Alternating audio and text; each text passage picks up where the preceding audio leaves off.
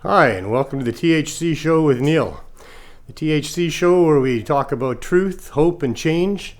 Unfortunately, the world is not quite in the state of affairs that it should be as free people in a democracy. But we're here to talk a little bit about that. We're here to give you a little bit of hope about how to change some of that and some mechanisms for making that work. Today on the show, I'm very happy to have, as usual, 8 out of 10 Glenn from CannaMatch.ca to join me for the 420 session. Jerry Martin will be here for the Martin Medical Moment. And very thrilled to have Hutch with me, David Hutchinson. I've been working from an academic side of things on the access to cannabis for medical purposes for a long time. And I'm very happy that he's going to be my guest on the show today. This is Human Rights Day. Although really every day should be Human Rights Day, shouldn't it? You would think so. But 71 years ago today, the UN signed the Universal Declaration of Human Rights. And we have come a long way since then. I mean, back 71 years ago, it was a criminal offense for same-sex marriages and many other strides that we have made. But we haven't really revisited the human rights thing here in British Columbia for 17 years since we had a commission looking into it. And although we have come a long way, we've still got a long way to go. And there's a lot of abuses happening in our world with respect to human rights, going backwards in so much as the politicians, the governing bodies, seem to have forgotten, what their role is supposed to be as public servants, and they seem to have forgotten the rights of sovereign individual human beings and what it is that they're being paid to do. And in many cases, you can tell by the laws that are being put forward and passed in many jurisdictions around the world, but certainly in North America here, our brothers and sisters to the south and even within Canada, there's a lot of infringements on the human rights of people going on here. There's reasons for government, and most of that is to protect people. Most of that is to provide services to people that we need as a society. That's why we have governments. That's why we have these people that we call public servants. We have hopefully shed the times of kings and queens and tyrants and dictators that are able to have their way with people. And we're supposed to be free people living in a free country that is democratic in that we get to vote for the people that we want to be leaders and the top public servants and down below. But I like to call it a dumbocracy, and I take a little bit of flack for that. It's maybe a silly name, but in many ways it is dumb, and we really need to revisit what it is to be a democracy and what that should be about. Because really, no group of people, no other human being gets to overrule your individual right to do as you want to do and don't do what you don't want to do, as long as you're not hurting somebody else. It's really nobody's business but yours what you do. And it's actually especially not the business of public servants to be involved with what it is that you do or don't do, as long as you're not hurting somebody else. They really have no right to be anything to do with you other than perhaps warning you about the potholes in the roads ahead and doing what it is that you would have a servant do for you. And unfortunately, we seem to be going backwards because the governments, many of the people, not all of them, but many of the people that are leaders in government seem to think that they're entitled and that they have power over people and that they're elected into this position of power where they get to make whatever rules they want, and they're really accountable to no one. And there's a real lack of transparency as to why they're making the decisions that they're making, but you can tell by the decisions that they make that they're not serving the best interests of the people, and that in many cases they're using their position to make and enact laws and regulations that are above what they're not just their pay grade, but outside of their realm and outside of their purview, because they're infringing on people's abilities to live their lives as they choose, who are not harming other people. So we've kind of lost sight a little bit about what it is to live in a free country and what the role of government is, and we really should go back and revisit that to a large degree. In society, there are problems that arise, and that's why we have these public servants. And some of those problems are quite serious. There's murders and there's rapes and there's serious theft and lots of different serious things that happen. And for hundreds of years, we've been evolving a system of being able to deal with that through these public servants and in our society. And those common law principles say that, there should be balances and there should be checks and there should be ways of making sure that there aren't abuses. And so we have as a symbol, we have an older matriarch holding a set of scales, blindfolded, and all that represents. And with respect to the scales, they need to be able to prove that you did damage. Once they've proven that it was you beyond a reasonable doubt and that you had the intent to do the damage, because it wouldn't be a crime without the intent, then they can put on one side of a set of scales the amount of damage that's been done, and on the other side, they're to balance that with a penalty. So those are criminal laws, and that's the criminal law that's in play there. There's also civil laws, because not everybody had intent and yet damage was done. So if they can prove that it was you and that you did damage, but you didn't intend to do that damage and it wasn't criminal negligence, then there's civil laws to deal with that. The other way that we're protected by these public servants is through regulations. And when there's things that are being traded amongst the population and problems arise, then there's regulations that can be placed by government to address those problems. But whenever you're doing that, it's a balance between human rights and putting on restrictions to people's access to things and their ability to use things. So it's a tenuous balance that needs to be held there, and you really need to be the least intrusive possible with whatever regulations you put on things. And I'm bringing this up because that's one of the ways that we can see the corruption in our government and where they're overstepping their boundaries and outside of their realms of purview, is that the regulations on cannabis that they've decided to impose after so-called legalization are exposing that our governments are extremely corrupt because there's no justification for these regulations. The problems that would arise from people using cannabis can be easily dealt with just minor bits of education dispersed amongst the population. It's really hard to harm yourself with cannabis. Most of the harms, and in fact all of the harms that are associated with cannabis are all associated with prohibition. And the prohibition was in place because of stories of the problems with cannabis and causing people to be violent and insane. When that was dispelled back in the 60s, they then decided that they had to continue to prohibit cannabis because it made people stupid and lazy. That has since obviously been dispelled. We now know that cannabis is a very valuable medicine. It's a supplement to our endocannabinoid system. It helps with so many different things for people. And yet we're still using the criminal law to pretend to protect people from this substance when there's nothing to protect people from.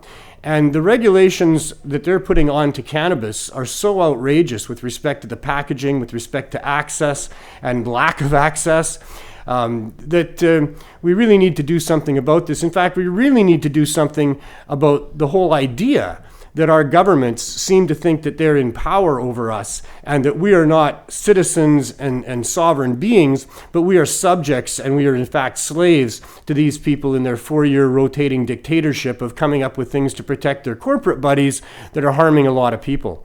So that's my rant for the day. It leads me to a video that we have, because these regulations are so bad that it's resulted in the shutting down of medical dispensaries right across Canada. But here in British Columbia, the provincial government, John Horgan and Mike Farnsworth, the Solicitor General, have come up with this, what they call the Community Safety Unit, which is extremely inappropriately named. They're not protecting the communities from anything. In fact, they're bringing great harm and distress to communities by shutting down access to these medical dispensaries, and they're doing it simply to protect the financial interests of the government non-medical stores.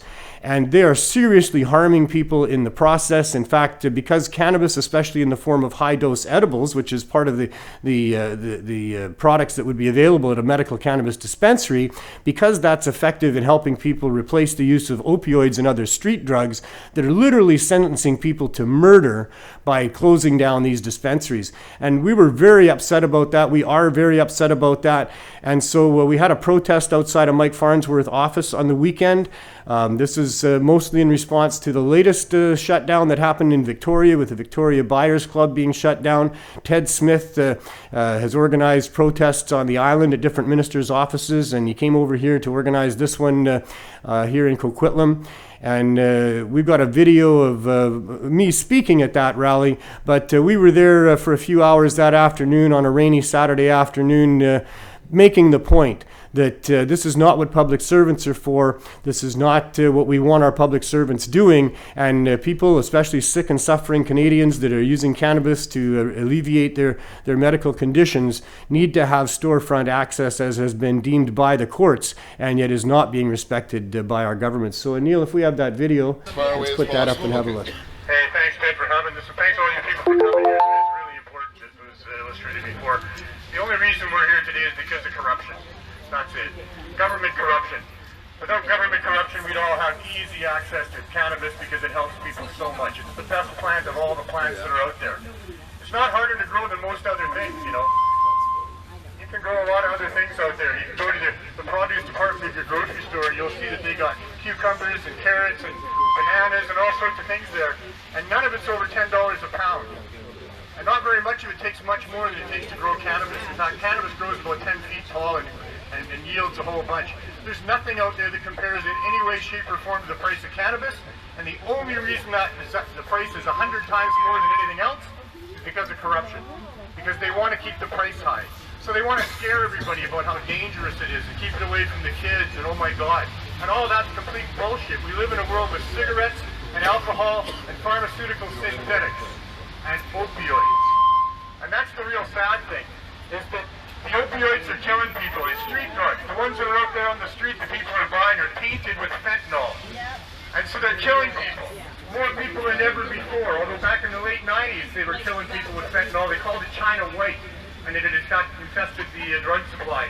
And so what they did then was people got together like this and they protested and they put together places where people could use heroin and opioids safely. Not safe, but safer than they could, you know, being behind a dumpster in a lane somewhere. And they became supervised injection sites. And it was against the law. And the federal government fought against it. The municipal government in Vancouver fought against it. But the activists were right, and they were doing the right thing. Just like we're all doing the right thing here now today. And every time we help people get access to high-dose edibles or illegal cannabis, we're breaking the law, but we're doing the right thing. That's what they did back then, too, in the late 90s. And then they got the municipal government to understand that it was the right thing to do. And then the municipal government lobbied the federal government. And eventually the federal government understood that it was the right thing to do. And we had supervised consumption sites for opioids. This time around, we have those already. The answer is high-dose cannabis edibles. That's what helps people get off opioids. That's what helps people offset the use of opioids. High-dose cannabis edibles. And yet your government thinks, in their world, that it's absolutely impossible for you to have those. You're not allowed to have them unless you're a medical patient, you make them yourself. But you can't go and buy them anywhere. So these people that are poor, that are on the streets, that are drug addicted, that are struggling in their lives, they can't go and get any high-dose edibles. And if they could, in the government stores, which they can't, they're going to be 10 milligrams, which is nothing. If they could get high-dose edibles, they'd be priced out of reach anyway. People need no low-barrier access to a safe supply, and cannabis is one of the main components of that safe supply. So here we are now, it's 2019, not the late 90s. So there we were outside of Mike Farnsworth's office, and we're very unhappy about the lack of access. Of course, the government thinks that you got all the access that you need, that you can go to government stores that are non-medical, and even the medical patients, they can order online. But the RCMP recently came out with a warning because you can maybe make a mistake and maybe you'd be ordering online from something that wasn't a legal government producer. And so the RCMP warning was pretty funny actually, because they said that amongst other things, one of the ways to tell if it's an illegal dispensary is that there would be convenient payment options, which you wouldn't get at the government store. That the packaging is actually nice and it's attractive and it doesn't have a bunch of warnings and you don't think you're buying cyanide. They have high-dose edibles available, which people need for medical purposes, which aren't available in the government stores. So that would be a red flag right there. If they have high-dose edibles available, you're probably not at a legal site. They have customer incentives, all kinds of different things that they have going on there, which you're not going to find at the government stores. There's great delivery, same day in many cases, which also you're not going to get from the government stores. And the herb itself is considerably better and considerably cheaper. So if you're finding really good, cheap herb with some customer incentives that they'll deliver to you on the same day in nice packaging and some good payment options, well, it's probably not a government store, and you want to stay right there because you don't want to be going to the government store. So good on the RCMP for making the case for the legacy market. They want us to call it the legacy market now, the green market, the underground market, anything but the black market, because we're not black, and black's a good color anyway, but whatever. Back in the days of Reefer Madness, they used to write articles in newspapers about how this crazy drug from Mexico would cause white women to have sex with black guys, and people would like rock and roll music, and they would dance the night away, and all these other horrible things that totally attracted the young people into wanting to use some cannabis. And it looks like they're doing the same thing now. Meanwhile, there's that study that came out of UBC recently, thanks to Professor Malloy there, that's showing that for people that want to use cannabis for pain instead of opioids, that really it requires daily use, that you need to be ingesting cannabis, either smoking it or using the edibles on a daily basis to have the proper effect. We're not sure what the science is behind that, but it's daily cannabis use that will offset the use of these other opioid painkillers and things like that. We have a couple more things. Miss Universe, made us proud. The Canadian, what was she? Contestant. The Canadian contestant. Her name was Alyssa Boston from Ontario. Really made us as Canadians proud as she got up there and strutted her stuff in full cannabis regalia, an absolutely beautiful costume that she put together there. And her comments that were read out while she was displaying that costume were that she wanted to pay tribute to Canada legalizing medical cannabis, and she wanted to help end the stigmatization that goes along with cannabis. And I thought that was a powerful comment.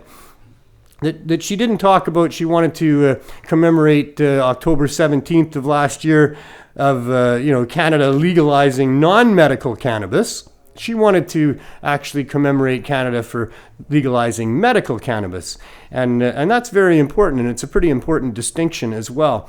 And when it comes to stigmatization, that's one of the biggest issues, is that Reefer Madness was a real thing, and they lied to us for a very long time. They convinced my parents, my grandparents, and all of their friends and people that cannabis was a dangerous, evil, corrupt, immoral thing to be using, that it was against the gods of their religions, that it was something that only stupid people would do, and people that did it became stupid.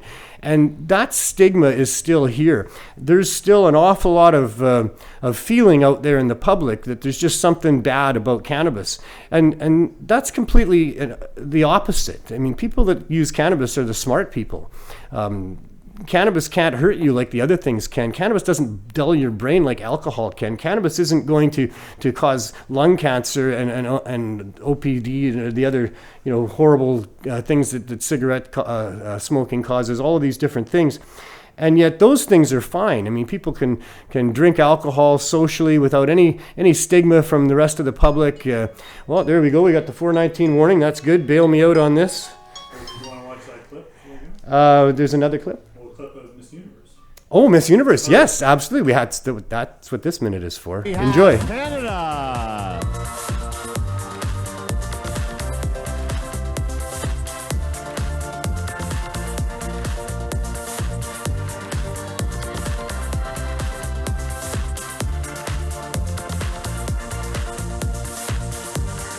This sparkly green costume represents the legalization of cannabis for medical purposes. This contestant wants to end the stigma that has been around since 1920. If you've got the need, you can grab legal weed with Canada.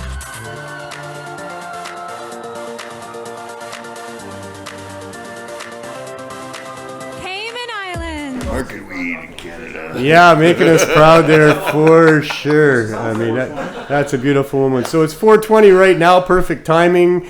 And as always, in studio, I have 8 out of 10 Glenn from CannaMatch.ca. He's going to join me for the 4:20 session. And with no further ado, how you doing, Glenn? What's Good. new? I know, not much. Not much. What's new with you? Well, the entertainment value of our show just went up quite a bit there in the last with couple with minutes. that lady there, yeah. Wow, I like Alyssa that Boston, good on her. I want to meet her. We're going to see if we can get her on the show. Yeah. Because, you know, she just did a whole bunch for us right there. You know? Absolutely. Did she win? No, she didn't. But, you know, helping to end the stigma. Yeah. You know? You've got to start with her, right? Yeah, try to get her on the show. That'd be great.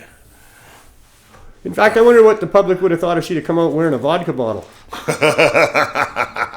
How well that would have been accepted. Probably already been done in those old commercials, you know? Well, yeah, there's probably an alcohol theme in some of them. Yeah. Did you watch the Miss Universe? No.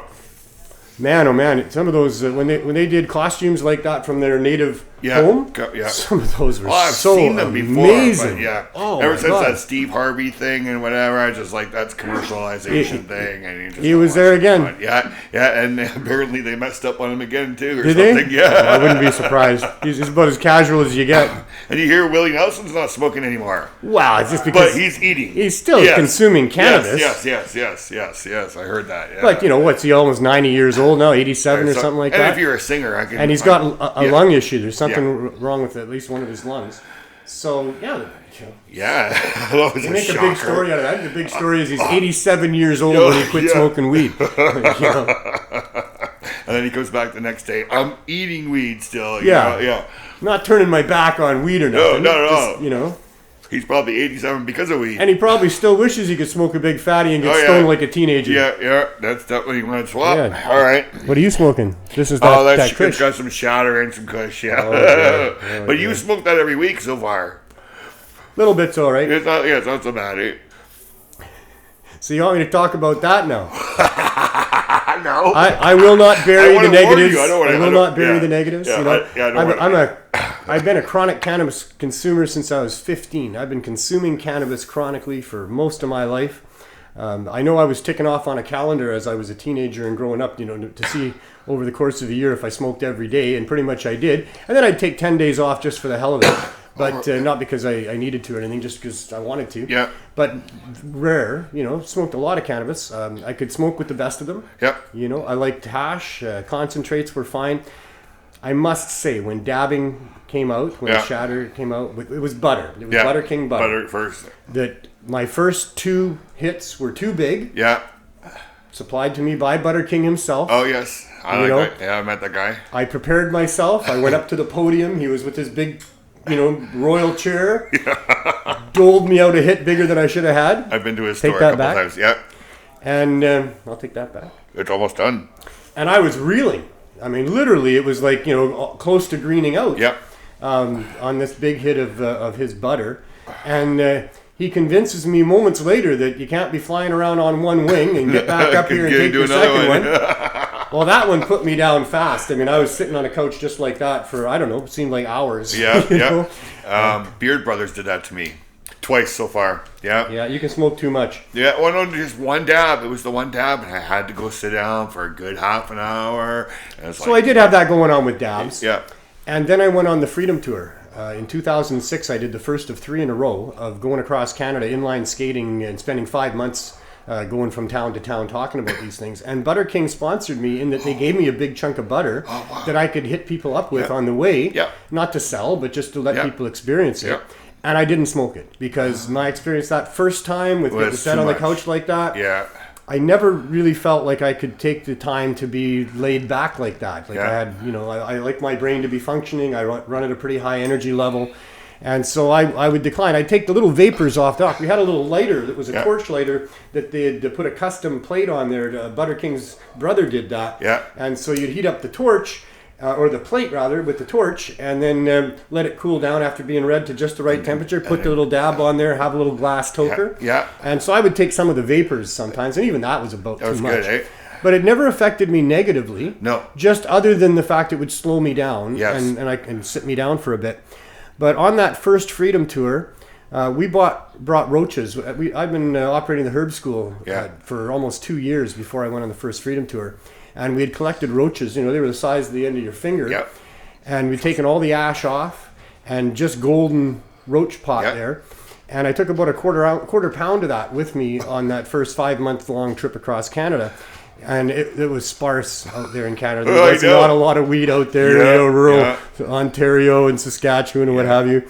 And so I was smoking that roach pot, quite heavily, and keeping my roaches. Yeah. And then smoking my second and third and fourth generation roaches. And that's when it started with me. That's what happened.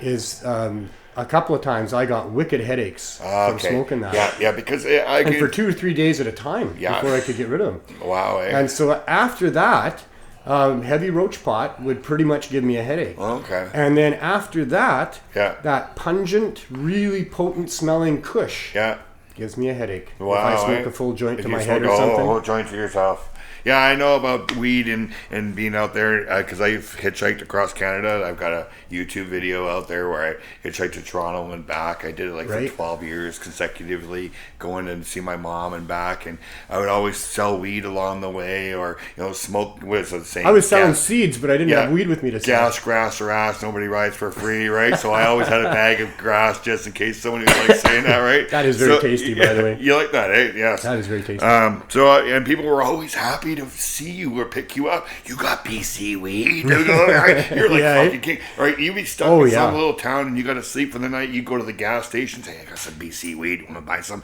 You got enough money there now to pay for your room, right? And they're paying like $40 for an eighth, and you can sell them a quarter for $50. Oh, they're just used to ditch weed. Yeah, that's what I learned out there. I mean, an eighth was like $70, and it was so crappy. It was just horrible. Yeah. And then I was bringing butter. Right? Oh, yeah. I had butter, and I had. Because of the herb school, we had 150 plus different strains of weed that we sold there in those 2 years before I left and started doing the Freedom Tour. And I had taken a sample of that with me on the road. I had all of that going on too. So yeah, I could kick their butt, but the butter, that was the miracle. Yeah.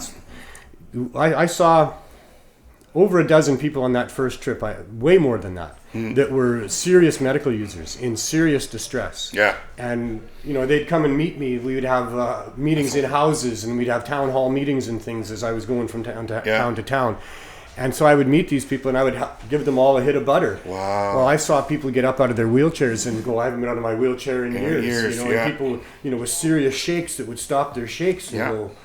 I saw sci-fi. When I did my first dab, I was amazed that it lasted so long. So now I had to concentrate to where I could do one dab and feel like I've been smoked 3 joints in an hour and last about 3 or 4 hours, right? So that's what got me into dabs. I felt like I still am chronic like this because this is what I've been growing up with since I was 16. You started at 15, right? So I felt like I was on the cutting edge of real medicine by having that particular substance for people. Yeah. With what I saw, the miracles that I saw happen with that. Oh yeah. It was phenomenal. Butter at the time, Dr. Hornby was involved with that and in testing that.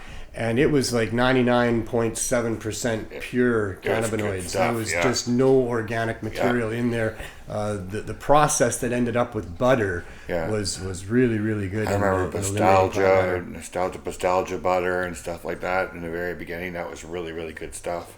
Yeah. And now we can get butter. It's high-end medicine is what it is. Yeah. Wow, that's so tasty. I love the potent, pungent smell of the kush. Yeah, it's like we tested this one. It was a 32.3% THC. Wow. Yeah, it's definitely a quad, as they would call it nowadays. So you were at the protest there at Mike Farnsworth's office? Yeah, that was great. How are you done now? All right. Well, I got another one here. Yeah. We're almost at the end of the 420 session. Yeah, you had a little bit of the video there. And and we saw it. That was good. I guess to wrap that up, I'm saying I'm not the hardcore smoker that I used to be. Yes, that I have to be careful about too much potent kush and even just smoking too much weed in general. Yeah. I have a limit. So that's maybe what happens when you get older. Maybe that's happening with Willie. So I should expect everybody's that. I don't know if you should expect that. I don't know. Everybody's such a different unit, you know. It's really it is that way, isn't it? It is. You never know. Like everybody seems to react differently to it. Yep. I mean, I've met people that say they're just downright allergic to it. I've met other people that say it just makes them feel, how they don't want to feel. Yeah. I know for myself, even if I get a strong sativa, and I smoke it when I'm trying to go to sleep, then I have some issues sleeping, and I have some issues reading books. Wow, I've had some sativas that'll put me on the couch. Yeah, just like an indica. Yeah, I've heard people tell me that too. Believe it. Yeah, like Chernobyl. I've done. Generally speaking, indicas put people on the couch, and sativas get you up clean in your house. Yeah, but it's not true for everybody. For sure. No, and that's really threw me when I smoked that Chernobyl rosin, and I was like, wow. It's like, you know, I've run into a few sativas that do that to me. One of these sessions, we should reminisce about some of those strains and some of those imports and hashes and things from the past. Let's do Blue that. Hawaiian, yes. Let's do that. Yeah, we'll do that. Maybe next week before Christmas. Sure. Christmas is coming. Yeah. And we're not going to do a show on December 24th. No. So you got that Tuesday off for those of you that are addicted to the show now. Yeah. Isabel's going to be in Halifax, so I'm off till the 26th after Monday. So nice. I got a whole 10 days off. Yeah, best of the season to everybody. It started already. You know, I'm a little bit not okay with it starting back before the U.S. Thanksgiving and Halloween. But you know, it's December now. Now we're within 2 weeks, and you know, there's some people that have problems with Christmas because they have depression, and you know, sometimes Christmas wasn't good for people, and it brings back bad memories, or they see other people that have so much and they don't, or whatever it is. But I think it's an opportunity to have a good time and to help other people have a good time. And so the Christmas spirit, that's what that is. Let's all enjoy the Christmas spirit and spread it around and have as much fun as we can for the next 2 or 3 weeks while we move into a new year. And if you're alone, check out CannaMatch.ca. CannaMatch.ca, you might find somebody, perfect 420 time. friend that you could spend Christmas with. There you go. Know, we're giving out CannaMatch.ca. 500 free credits to everybody signs up for December. So say that again. 500 free credits. So that means you can send 100 messages. Wow. So the first 100 messages are free. Yeah. To help people get together around Christmas time. We all know that Christmas is a rough time. Well, there you go. No excuse not to find some friends. Yeah. With that. So, thanks, Glenn. Wonderful work. No problem. All right, we'll see you next week, guys. See you next week. Ciao.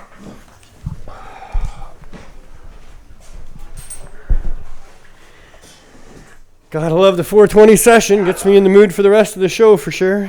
There should be a 420 session, as was the case in my life for most of the things that I did. I worked in construction most of my life, and there was a few 420 sessions during every day. It was an important tool to help us focus and socialize and get excited about the projects that we were working on. And I know that it was a big part of just about every trade back in the day when I was working for insurance companies as a restoration expert on large job sites and interacting with lots of different tradespeople. And cannabis and 420 sessions were a big part of how the jobs got done and got done safely, which is the opposite of what they would lead you to believe. But most cannabis users, especially the veteran cannabis users, especially those that are working in the trades, are responsible users, and nobody would be using power tools impaired. That would be ridiculous, and nobody's going to be driving impaired. That's ridiculous. Don't do that. And but it is a big part of the trades. It's a big part of, in fact, the crane operators. I knew they work in tandem, the people on the ground and the people in the cranes. And I know I'm giving out a secret here I probably shouldn't do, but many times the guys that I worked with, almost every time, really needed to make sure that each other was using cannabis during the day to stay focused and to be careful and aware of what they were doing, because it's a dangerous task. So we have a lot of stigma to overcome here about the effects of cannabis and whether or not it impairs or whether or not it's a focusing tool, and it can be both. That is the truth, and it's up to individuals to decide how to use it and how it works for them and what their own particular states of mind are. But that's part of the stigmatization that's going on, is that people think cannabis impairs, and in most cases it doesn't. In most cases, because those are daily users who understand the effects of cannabis and they're not impaired by them. And the reason that it impairs people that are novice users is because they're not used to the effects of cannabis, as it enhances your senses, and that can be impairing for people to have their senses enhanced. We're now moved to the Martin Medical Moment, yeah, that's right, the Martin Medical Moment. It's only a moment, but it's usually about 10 or 15 minutes long. And I'm very happy to have Jerry Martin join me in studio for these moments. Jerry is a dispensary owner, or was a dispensary owner in a small town in Saskatchewan, Whitewood, Saskatchewan. Several years ago, he opened a dispensary there, ran it for 4 years, did amazing work in his community. Was eventually shut down because of so-called legalization and the government's prohibition on distributing anything but Trudeau's weed. And he's been fighting with the courts and with the threat of imprisonment hanging over his head after having already having had a lot of his properties seized. And it's been literally torture for him to go through this time, and he's still who knows where away from a court date. Let's talk to Jerry about that and find out if there's any new developments in his case. Great to see you, Jerry. You too. How are you doing, Neil? Doing really good. You're looking good for Christmas, getting in the Christmas spirit, I see. Yes, any more of that. Is that really you, or have you microdosed me with some psychedelics that I wasn't aware of or something? Been doing that too. It's been testing week. Yes. Very good. Well, just off the top, is there any new developments in a court date or anything? Are we still waiting for, sometime in spring for a court date? Things are changing. Oh. Things are going to change. Okay. I can't really say much at this point. All right. Yeah. That just gives people an excuse to turn into future episodes. Well, yeah, we got entertainment and suspense now on the program. Probably a little some. We may be joining forces. A couple of. I see, because there's a few other cases going on. So I can't really say much at this time, but so that's exciting. Going to push things further down the road again. So. That is very exciting. Yeah. The whole thing is exciting, actually, for anybody who's not you. I mean, those of us watching from the outside, we're excited to see where this goes. We're very happy that you're putting this forward and going to fight this in the courts. It's not fun to watch you suffer, and I've felt a lot of that over these years, and I know that that's what's going on with you. It's probably exciting for Neufeld as he continues to pad his hours for how much time he's putting into your case and on behalf of the taxpayers. We'll see what happens out of all that.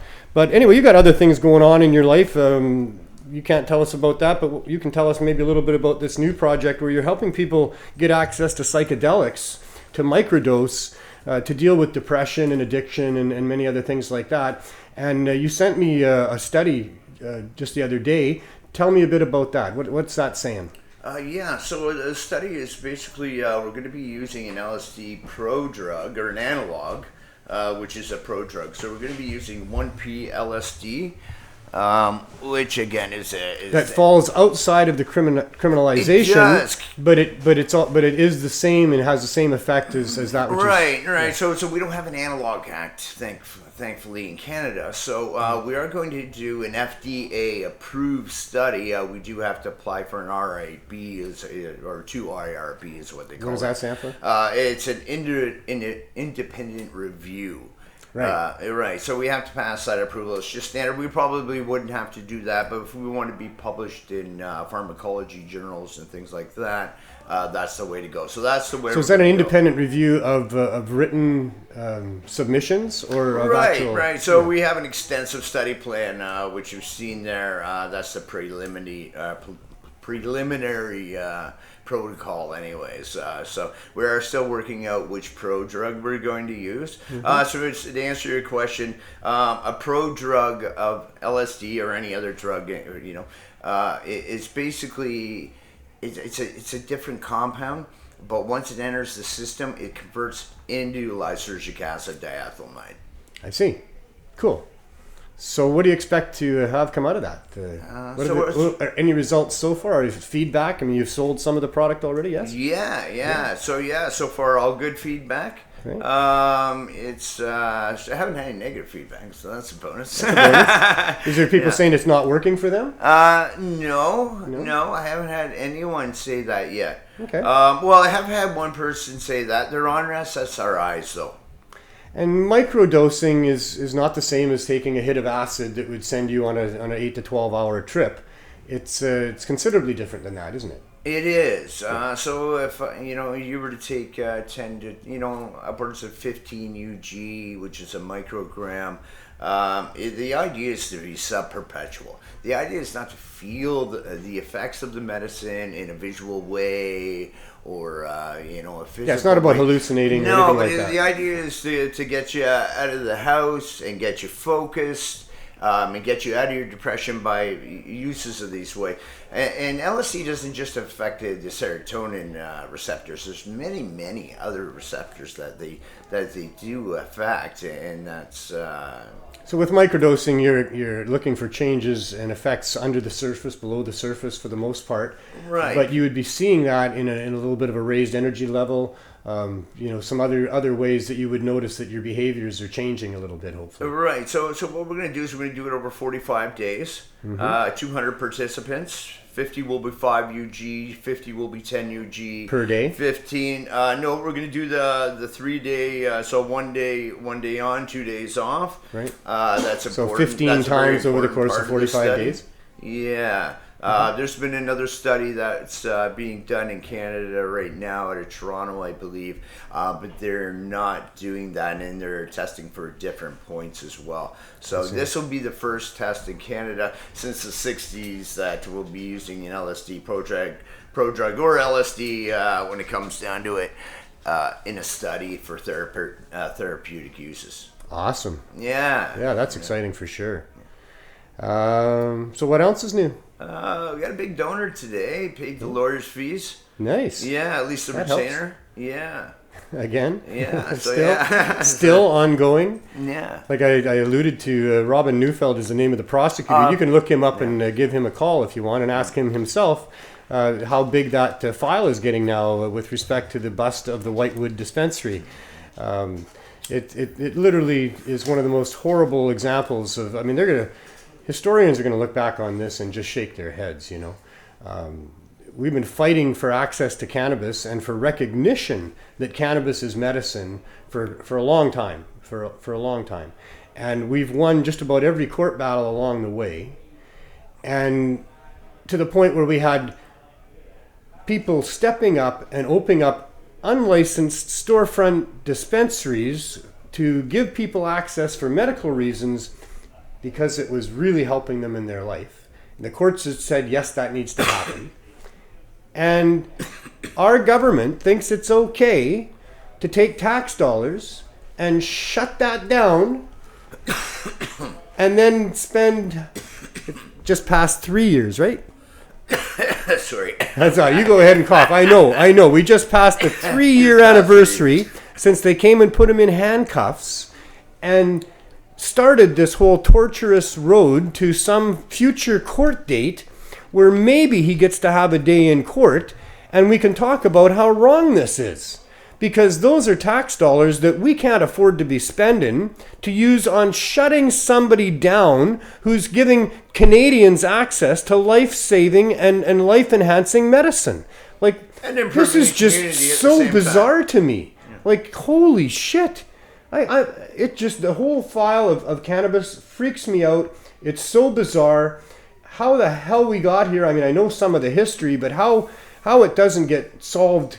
You know, and this is unreasonable beyond the pale. You would think that somebody up in there writing the laws would think, you know, this is unreasonable, but... I mean, I didn't think I lived in such a corrupt country. I really didn't. I had a lot of pride in Canada growing up. I wanted to. You know, I wanted to like policemen. I wanted to feel safe around policemen. My dad wanted to be a policeman. I grew up with a family, what was instilled into me was having a respect for the institutions, the societal institutions. And, I had to cry my eyes out 15 years ago when I had my epiphany about just how corrupt this whole thing is with the cannabis file. And from there, the more I looked into it, the worse it is. The longer I've been doing this, the worse it gets.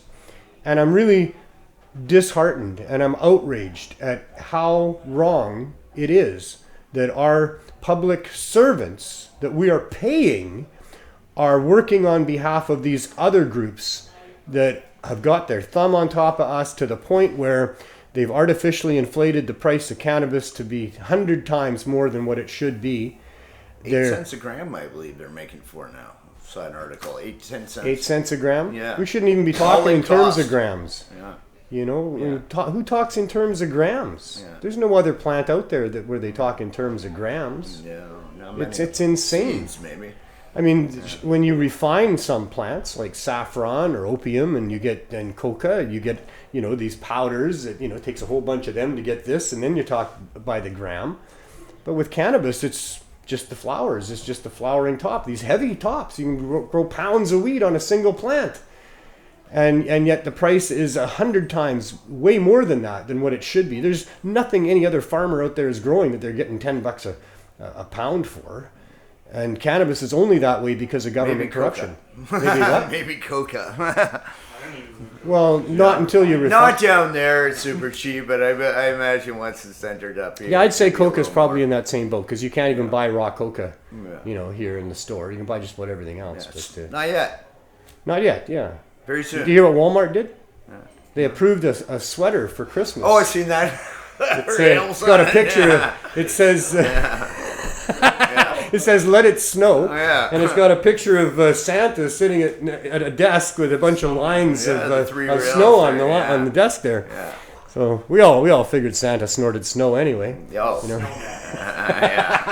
How else do you get down that chimney? And you move that stay fast. Stay up all night. Yeah, stay up all night. You got to be going. I forget what the calculations are, but to hit all those towns around the globe in the 124-hour period, he's moving, man. He's moving. So there again, a focusing tool if used properly, I imagine. But yeah, Walmart, somebody let that slide.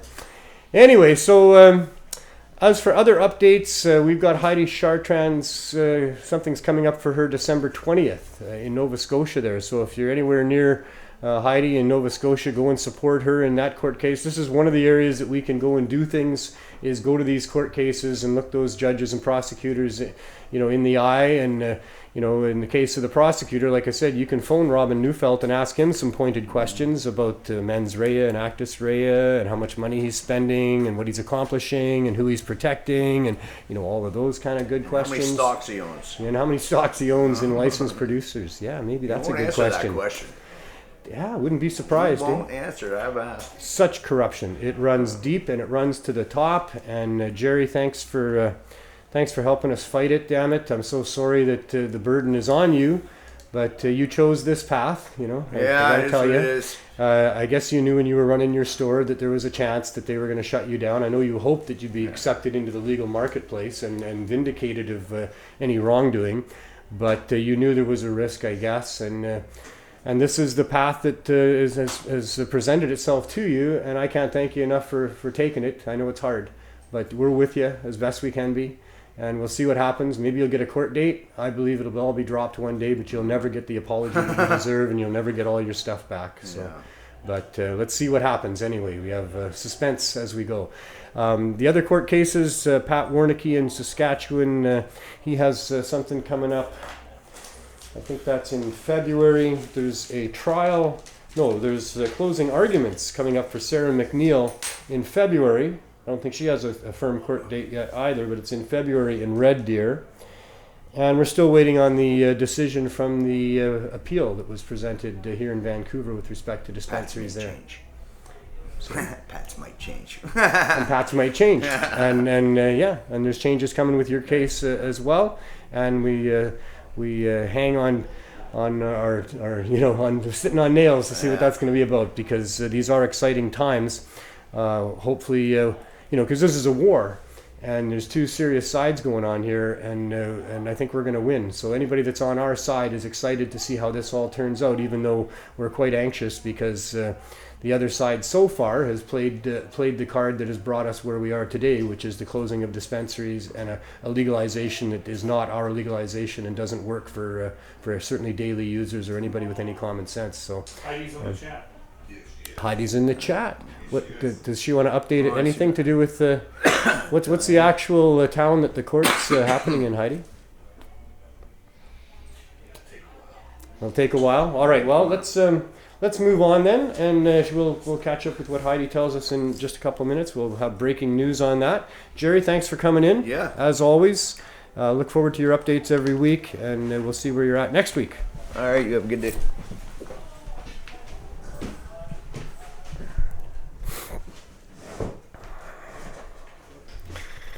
Yes, unfortunately, we have to fight a war. And one of the first casualties of war is the truth. And we're here to tell the truth and find the truth. And thankfully, good people speak out about what's right and wrong going on here as the truth gets exposed. And I couldn't be more happy to have as my guest today David Hutchinson. Mr. Hutchinson lived his life as a professional in the mainstream, to the high degree, to A-type personality, I would imagine, as a member of the Air Force for 23 years, and due to family tragedy ended up finding out about the value of cannabis and the harm of prohibition, and has really been on a mission for a number of years now to straighten that out and to help correct the record and deal with the academics that need to know the truth, because they're the ones who can help us tell the truth in ways that will be accepted in the courts and in the court of public opinion. So without much further ado, as I said, very pleased to have David with me. How are you doing, David? I'm good. How are you? I'm very well. Nice to be Happy here. to have the platform. Thank you. So, tell me a little bit about yourself. I mean, I know you were in the Air Force for 23 years, but where did you grow up? Where were you born? What was your life like? How did you end up in the Air Force? And tell us a little bit about that. Okay, I was born and raised in the southeast of England, in the county of Kent, the Garden of England, and I lived on a nursery. My father and my grandfather were both nurserymen, so I grew up with plants all around me. I could sit at our kitchen table. Did you sell plants? Yeah, we sold plants, and we sold cut plants, and we sold tomatoes, and Nice. lots of different things. And I can't say I was a man of the land. I didn't work the land all the time. My dad did that, but I'd certainly helped out, helping with picking crops and things like that.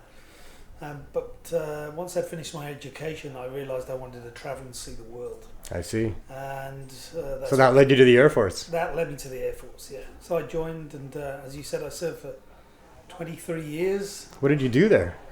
Originally I worked in air traffic control, and then I started flying. I started flying on as what they call a loadmaster on the Hercules originally, but I see. and I stayed in. I got promoted quite a few times. I left as a squadron leader, as a senior officer in 2002. Wow. I could have remained in, but I chose to leave. I wanted to come and live in Canada. I used to come to Canada quite a lot. I Right. thought this is a place I wanted to come with a wife and 2 daughters. This is a good option for me. And you didn't take a job as a commercial pilot. You worked for NATO for about 10 years, or is that top secret? No, it's not top secret. No. So You had top secret clearance. I did. So no, Yeah. I correct you. I wasn't a pilot. I was what they call a loadmaster. So I was a crewman. Though we had a crew see. of 5 and then 3 when I finished, but with 3 crew on an aircraft. I see. And but so when I came to Canada, I was going to continue working in the aviation world, I thought, or I ended up working for a company in Alberta for 6 years, and then I relocated to British Columbia, where I worked for another 4 years as a project manager. And it's that job where I work with the Department of National Defence here in Canada and the Australians, and I had a top secret security clearance. I see. So, did you have any relationship with cannabis during none this at- time? No, none at all. Not None through at all. school in the UK. Not through school. Certainly not in the Air Force. There were other drugs available, particularly alcohol. Alcohol was positively encouraged and widely available at every event I attended. But no, drugs weren't on my radar, and cannabis certainly wasn't, because the way we were educated were that if you smoked a joint, you'd be a heroin addict in 1 week and dead in 6 months. It was that sort of reefer madness. And I apologize for bringing it up, but it was family tragedy that led you to your understanding of cannabis. You lost your Yeah. wife and your daughter both to cancer, right? That's right. They both got cancer. My wife, she was 42 and she passed at age 46. Went through full conventional treatment for 4 years, had surgery and chemo and radiation. But unfortunately, she died age 46. And then 2 weeks to the day before her death, in fact, she died 10 years ago, 2 days ago on the 8th. I see.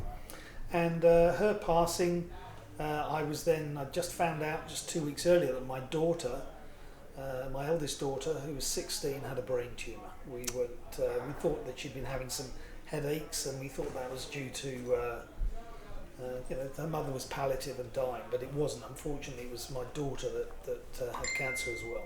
So sorry. How did cannabis come into the picture? Well, it wasn't in the picture at all for just over a year after her diagnosis, probably about 15, 16 months. She had a tumour, she had it removed, she had surgery, she had a brain surgery, she had radiation to the brain as well. And we had been told at that stage that if the tumour ever recurred,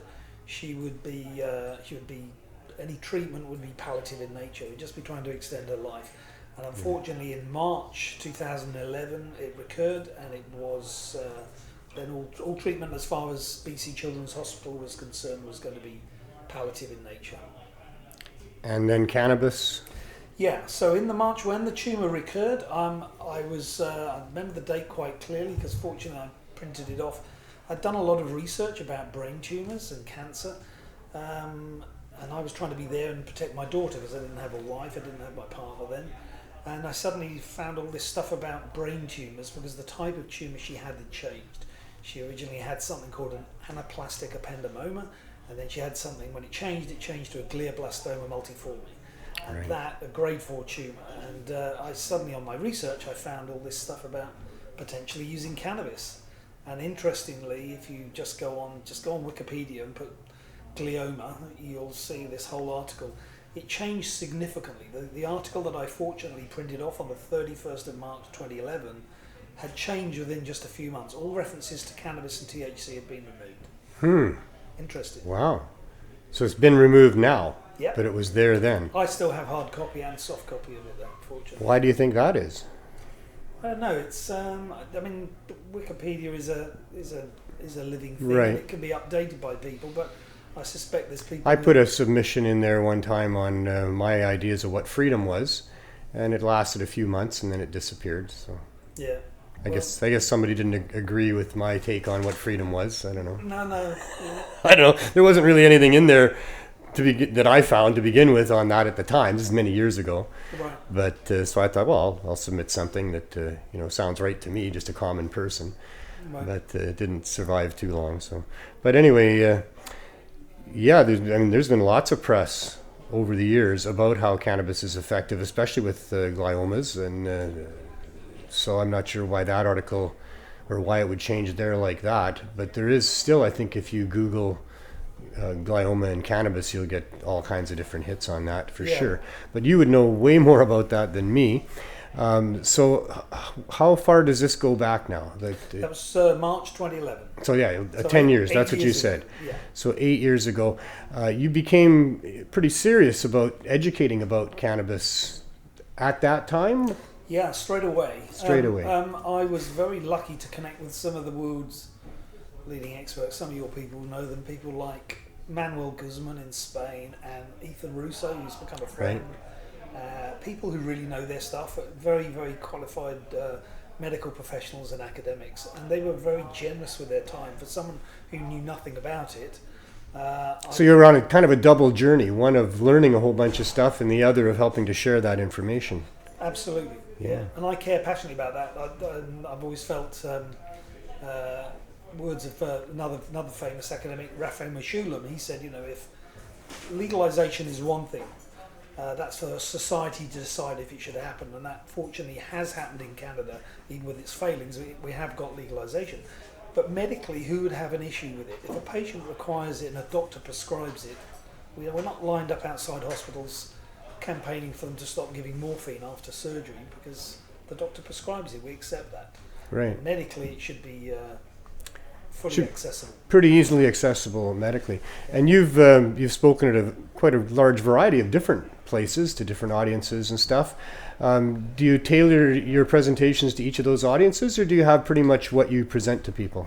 No, I very much tailor it to the audience. I need to know who it is, what their level of knowledge is, and what they want to understand. I think I've done a lot of talks in the last, probably the last 18 months to seniors groups. What do you tell them? You're there telling them the different options that they have with cannabis and what it might help for? Yeah, I tell them that they're 65 and over is the fastest growing demographic in Canada for first time users of cannabis. I tell them that. I tell them they're not alone. I tell them that more doctors are coming on board all the time. It's slow, but it is changing. I tell them that there are a whole host of conditions that it can help. And I like to explain to them what the endocannabinoid system is and why it's relevant to all of us, not just certain individuals. So don't tell me, but tell our audience, what is the endocannabinoid system and how does it work? As if you were presenting this to a senior's home or someone. Okay, I explained to them that there was a discovery made in 1988 in the States, something called the endocannabinoid system. Endo just means it's from within. It's an endogenous system, not exogenous.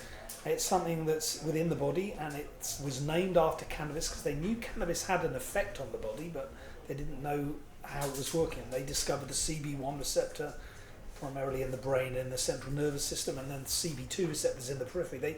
They discovered these, and then just a few years so later... the cannabinoids from the cannabis plant bind with these receptors and are able to activate them like within... Yeah, the body is naturally producing cannabinoids and using them from cradle to grave. They have different names than cannabinoids, some of them, but they're the same chemical. Yeah. The body produces its own anandamide, for example. Yep. And 2-AG. Those are the two that are known. I suspect they may discover more in the coming years. There may be other cannabinoids. But cannabinoids within your body, whether you like it or not. So yeah. Prohibition, says we're all on cannabis all the time, whether we like it or not. Yeah. But, if you're not, you're dead. But your body needs this. You need a balanced, homeostatic, balanced system. And that's what I like to explain to people, that you need balance. You need... And that's the job of the endocannabinoid system. It is. It is the master regulator. It's the biggest neurotransmitter system in the human body. It regulates all the other systems. Yep. It's Dr. Russo, I mentioned before, he says, one of his quotes is that there's hardly any physiological system that is not impacted by the endocannabinoid system. Right. Whether it's your heart rate, your blood pressure, your mood, your sleep, your pH levels, which was particularly relevant for me with cannabis, with cancer, because cancer survives in an acid environment. Woman's menstrual cycle, your waist motility, all of those things are regulated. Temperature's another one. I explain to people that if you're too hot, you sweat. If you're too cold, you shiver. Both of those are demonstrations of a healthy endocannabinoid system. Your body knows it's too because in maintaining homeostasis, the job of the endocannabinoid system is to manufacture those cannabinoids that are required to get that balance. So either anti-inflammatories or analgesics or numerous other things. Yeah, the balance is the perfect way for people to understand it, because the body doesn't want too much of something. It doesn't want too little of something. It wants you in the sweet spot. It wants you in this happy zone, this homeostatic balance. So we're pretty much out of balance with respect to the essential fatty acids in our diets in North America for the last several decades, actually. I think a lot of things. I think there's actually the cannabis or cannabinoids from hemp were part of the food cycle. Very much. Natural part of the food cycle. Very much. 80 to 100 years ago, it was widely grown. It was used in the stalls for horses and for pigs. It was the main food source for the domesticated animals that were being turned into livestock that were becoming food. Yeah. It was the main food source. They could grow the hemp in the summertime and then make hemp seed cakes out of it and stack it up in the barn, and then all winter they could be feeding them the hemp seed cakes, so that we were getting those cannabinoids into our system, or human systems, back in those days, like several decades ago, just by eating chicken, by eating eggs and pigs and whatever else. It was part of the food chain. So part of the food chain. Eating eggs, and also used for cereal and other things too. I always think it'd be pretty cool. You can go and buy eggs now. They say omega-3 eggs, and people go, "Oh, great! Right. It'd be great if they could sell cannabinoid eggs, wouldn't it?" Yeah, and they should. Yeah. And McDonald's should sprinkle, hemp hearts on top of all their burgers as the garnish on top of the buns. You know? Get rid of that sesame. Then we'd be a much healthier society, and people could grow more cannabis, and and we will, and that is the future. That is happening. Some of that. I don't know about McDonald's yet. Come on, McDonald's, get healthy. But they just announced a McVegan burger today. Did they? Yeah. Well, hemp should be part of that, and they'll probably jump on that bandwagon as well. Not that I necessarily appreciate the corporatization of anything, but we need to have the corporatization of things like cannabis. But as long as it's not exclusive, as long as we can also have the inclusion of the corporatization, where people can still grow for themselves, grow for their friends, grow whatever they want, trade amongst ourselves. My point is, who the hell gets to be involved in any of that? Like, why would anybody be involved in any of that unless there was a problem? Yeah. We got public servants that you can call if somebody's doing something that's hurting somebody else, and they'll come and investigate that, innocent until proven, but and who's hurting who with people trading cannabis? Like, where is there any room for a cop in any of that? The whole prohibition just drives me nuts, that they think they can take my tax dollars, pay some cop to go undercover and befriend somebody that might be selling some cannabis to somebody else, so that they can arrest them on my behalf and put them through. does it drive you as nuts as it drives me? Like access to cannabis, even for recreational purposes, which is still a subset of medicine. I heard you say earlier that you grew up you wanted to respect the police. You wanted to have that respect. I did. And I think I've very much had that. But coming from uniform, I respect that, and I have friends who involved in law enforcement, and I still don't have a problem with that. They have a job to do, but they have to. We need to have that respect. We need to have respect for people in uniform. And when things happen that are off kilter, things that are not happening for the right reasons, people start to ask questions, and they should ask questions. The prohibition of cannabis and these other drugs has caused so much disrespect to the police. I think it's really unfair for governments to burden the police with having to enforce these immoral laws.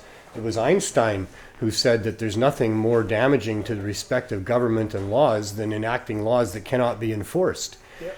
And it's not just about not being able to enforce the law. It goes beyond that in this case. It's a law that should never be enforced. These are immoral laws designed to protect greedy corporate interests that we should have exposed this a long time ago. That's what's frustrating me. It's taken so long. Prohibition has never worked for anything. Remember the former chief of police from Seattle, Norm Stamper, said, I like Norm a lot. They've tried it, they've tried it with language, they've tried it with culture, they've tried it famously with alcohol in the States. Yeah. They've tried it with a lot of religion, they've tried it with lots of things to prohibit something. Yeah. It never lasts. It works for some people with other agendas that are counter to what the stated agenda is. In Russia, they prohibited coffee for a couple hundred years. When they first announced they were prohibiting coffee, nobody knew what it was. Yeah. But shortly thereafter, everybody knew what it was. And shortly thereafter, the price went up through the roof and the demand was tenfold immediately. The mechanisms of prohibition, they don't cause the cessation of whatever they're trying to prohibit. They guarantee a black market. They guarantee an increase in demand. They guarantee an increase in price. They guarantee, as I said before, the truth is what they guarantee is a loss of the truth, because they have to lie to justify what they're doing. And the lies that we've been told about cannabis have been so hurtful and so bizarre. Cannabis is the peace drug. I mean, MDMA as well, maybe gives people a real nice, calm, compassionate feeling. But cannabis as well, you have empathy that comes along with the inhaling of the magical vapors. And to prohibit something that has social value, to prohibit something that has medical value, to prohibit something that has such great economic value is just such a serious crime. One of the quotes I like from Joe Rogan. Joe Rogan says, it's always a very strange thing if you prohibit nature. That's what you say. Yeah. It's a plant, you can't grow this plant. I mean, and Chris Bennett says, I come from in the UK, it's even weird. So you can own seeds and you can sell seeds and you can buy seeds. That's all illegal, but you can't germinate them. You can't germinate It's just that's how the law is an ass. It's just stupid. Chris Bennett says, human beings have an inherent right to the plants and the cacti and the nature that's here, and it's nobody's right to take that away from you. No. I mean, and what you do with it is your business. Everything's poisonous, just about. I mean, almost everything you can overdose on, eat too much of. A dozen raw potatoes will kill an average size human being, or 50% of them. Water, 24 liters of water will kill 50% of the average humans that consume that in a 10-minute span, in a short span. But everything's got the LD50 rating. Everything's dangerous, but it's nobody's business but yours. I got this book with me on the table all the time here that stated it so eloquently. You can see that there. Peter McWilliams was a cancer patient a long time ago now, and he wrote this book and other books about the ludicrousy involved in public servants being involved in consensual decisions between adults where there's no victim involved. And here we are, we're still doing it. Trudeau got a 50% gender equal cabinet because it was 2017, or was it 2016? I forget what year he announced it. 2015 he announced. Well, why would we do this? Well, because it's 2015. Well, why the hell would we still be criminalizing human beings for wanting to access a plant for whatever reason they want to access it for? Unless they're killing their neighbor with it, which is a whole different issue. It ain't nobody's business but ours. And that's what I said earlier about, it seems to me that society in general is going backwards in its understanding as people of what the role of governments should be and what their position in life should be. And the public servants are also devolving into little mini dictatorships where they think, man, they get voted in, now they're the boss. And we got to stop this. This is not good.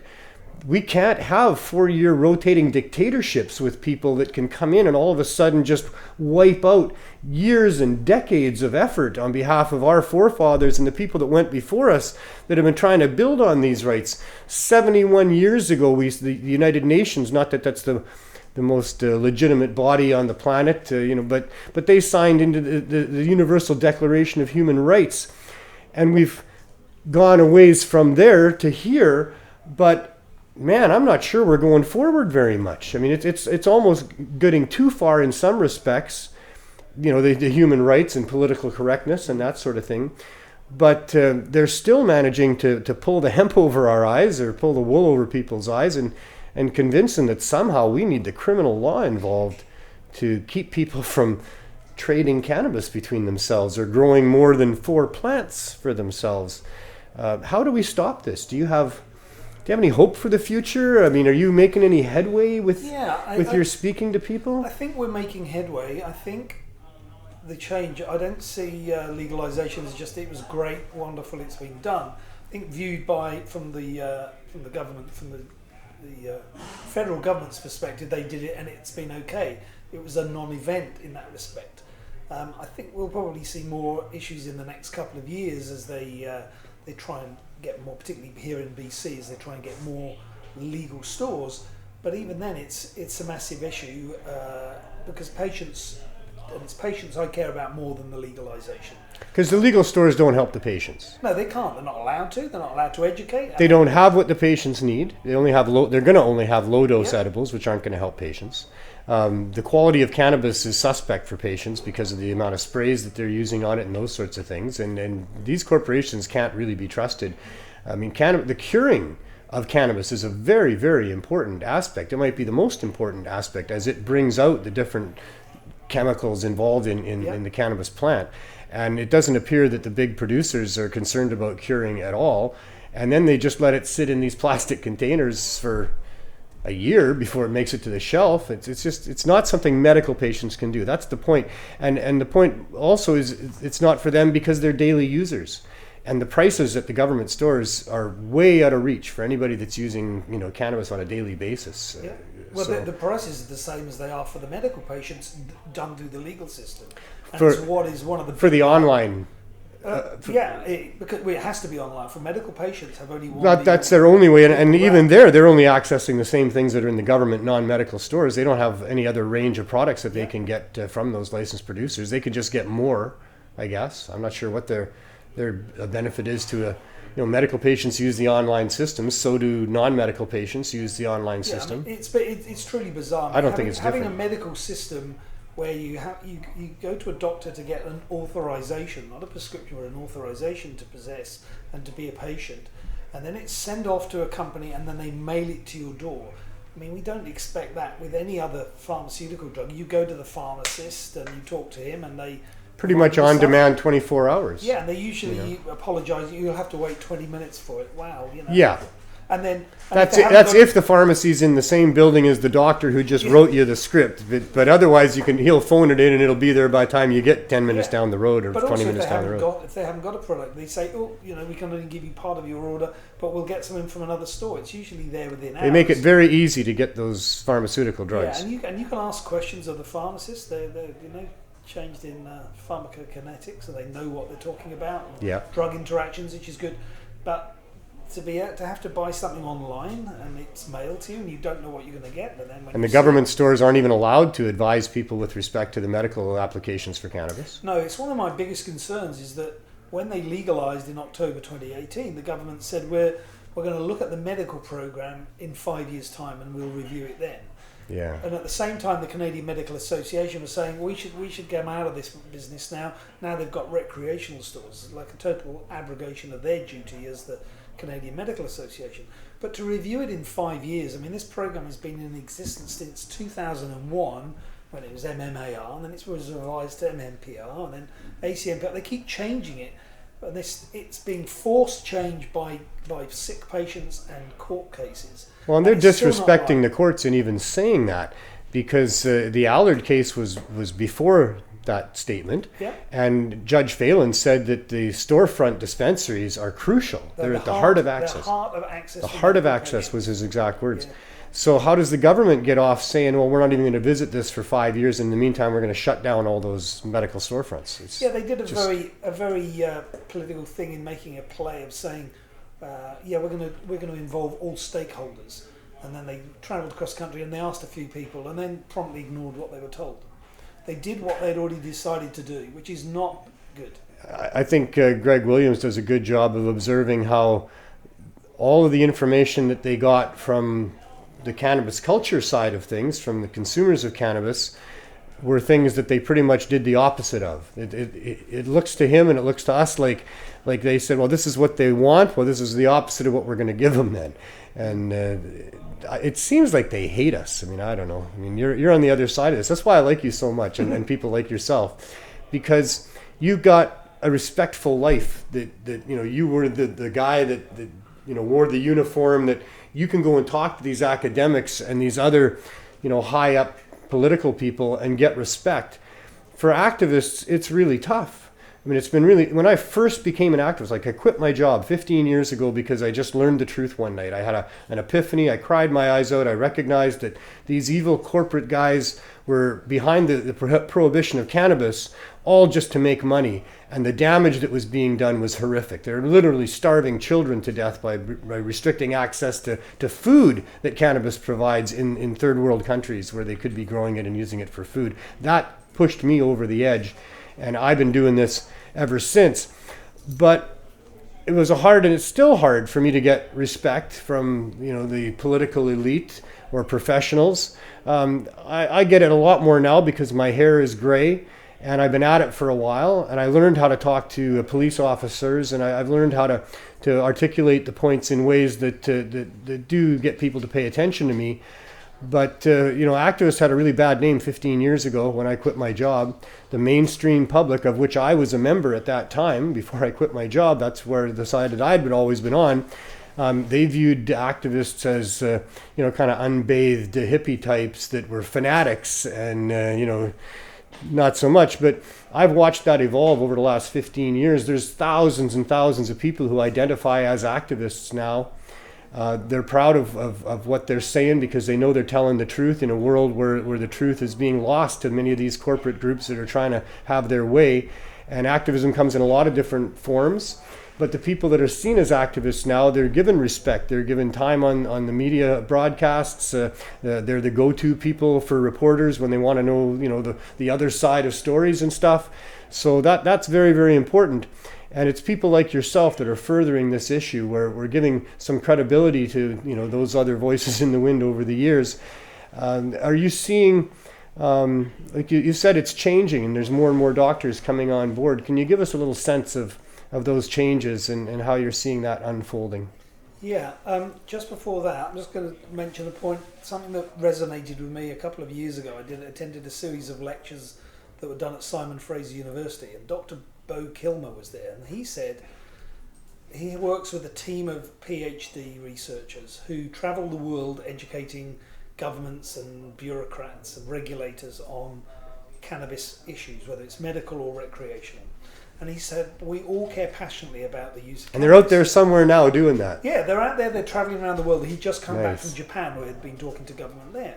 Right. But he said, you get us all in a room together. He said a dozen of us. He said, we have a party, we all get together. He said, we can't agree on a darn thing. He said, we all disagree. So he said, their diversity is important and it will happen. He said, just don't fall out with everybody. There are people I know from the advocacy world. I mean, I've only been doing this for 8 years. I'm the new kid on the block. I see. But but I come at it from a different angle, and I believe there are people that I don't like on the advocacy side. There are people I do like on the advocacy side. Likewise, there are people on the fully legal side that I like, but there are also people on that end I don't like. So you've got to pick the right ones you like, the ones that have the right energy, the ones who want to work with the truth and want to move the agenda forward.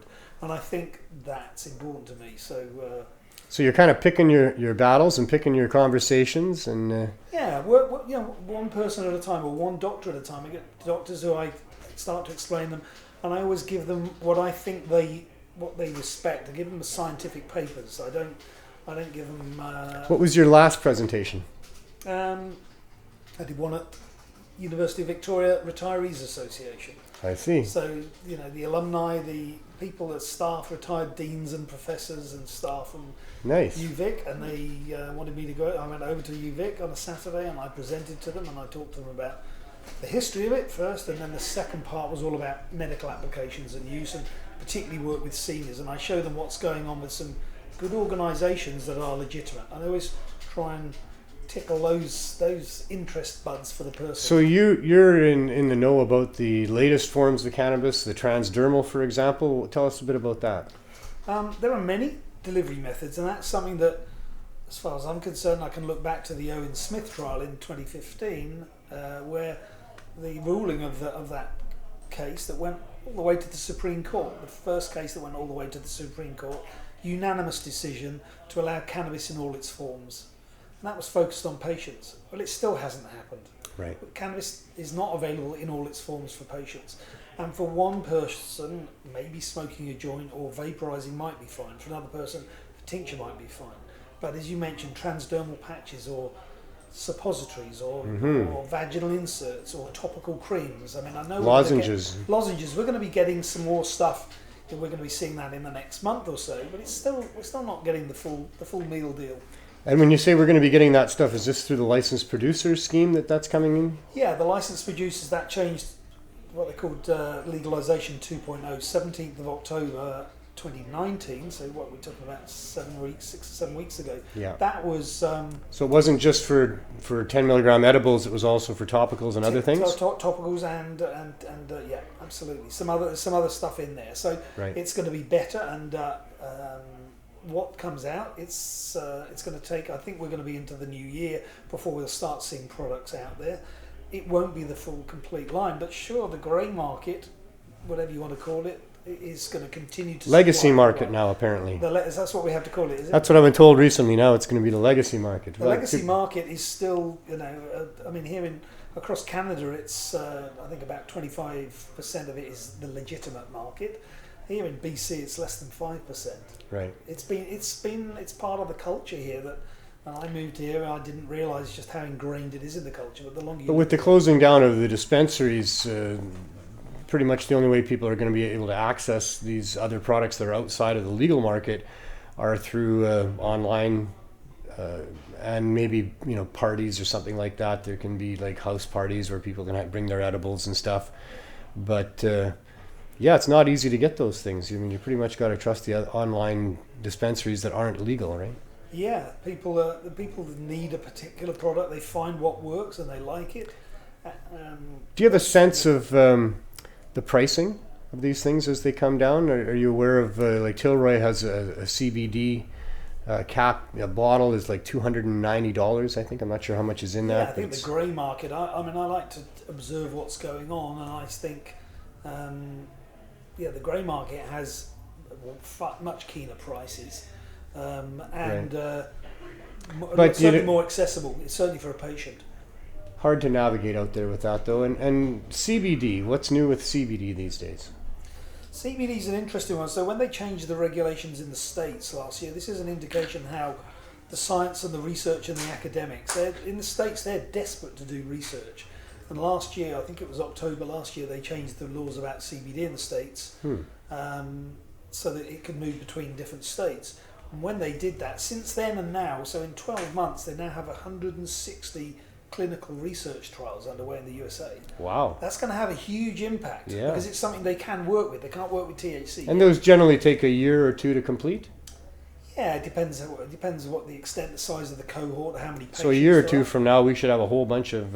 Yeah, and I'm hoping we're going to get a lot out of Canada as well. We've got some good trials going on up here as well. So, and across the world, in whether it's Israel or Spain or Italy or other countries are getting into it. I think Germany's going to become a powerhouse in this, and Croatia, places like that. There's a lot of research going on, and I think once you've got the science, then you've got. And there's other cannabinoids as well that are coming to the forefront now. CBN for helping cannabinol for helping people sleep, and do you know of any of those other innovations with other cannabinoids? No, I think it's such a complex field. Not really my area of expertise. It's such a complex field. Right. You need to be a lab rat. You need to. What do you consider your field of expertise at this point with respect to cannabis advocacy? That's a good question. I suppose. Number one is I care. I care that people need things. That's the most important thing. And I think if somebody needs something and they're not getting that, the quote by Dr. Sanjay Gupta from CNN strikes me. He says, "Cannabis not only can sometimes work for a medical condition. Sometimes it can be the only medicine that works." Right. And he's a neurosurgeon. He knows more. And Dr. Lester Grinspan pointed out that cannabis should probably be the first thing that a person would try for a number of different ailments because it has the least potential for harms or side effects as well. Yeah, it's remarkably non-toxic. I mean, it's certainly yeah, that's for sure. It's certainly not going to kill you. I mean, I'm not advocating that it should be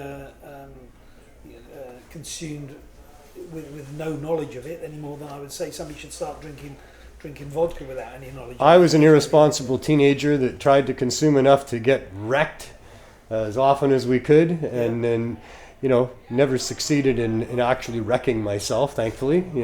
That was the term that we used. I don't know if we really thought about what we were trying to say, but all those different terms about getting loaded and hammered and all those things, not just with cannabis, but with other things.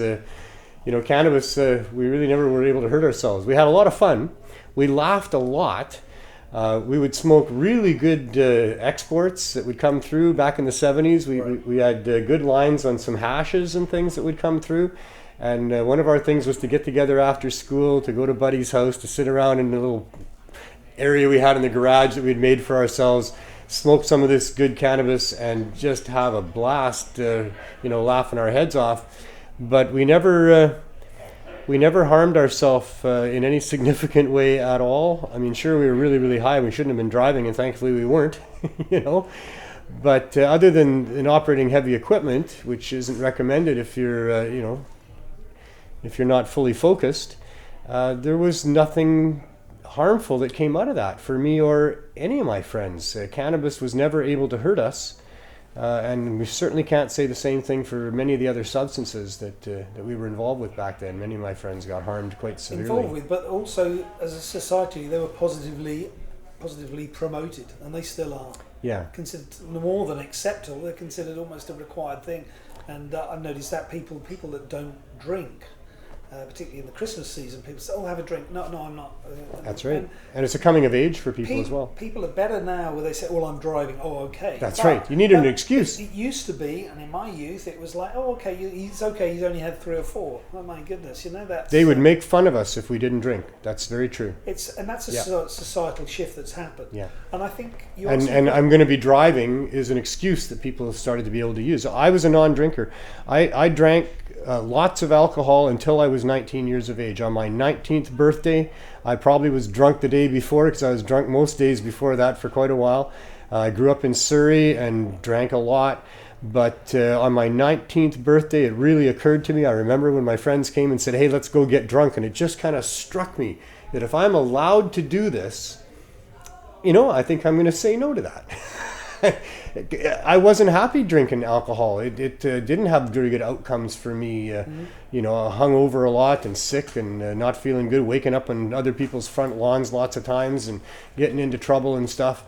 And at 19, on my birthday, it just struck me that, well, if this is something I'm allowed to do, then I guess I'm going to choose to say no. And I don't drink alcohol ever since. I have the odd drink, maybe 2 a year. I'll have a chichi like one at a time. Never to get drunk. I haven't been drunk since I don't know, 25 years ago on a trip to Hawaii on the way back on my birthday, I drank some alcohol. But other than that, it just didn't work for me. But cannabis continued to work for me and was still illegal, so maybe that's why I kept using cannabis beyond my 19th birthday. But it wasn't too much longer when I realized that it was really helping me. It was helping me sleep. It was helping me focus on different tasks and projects that I had. It was helping me with lots of different things.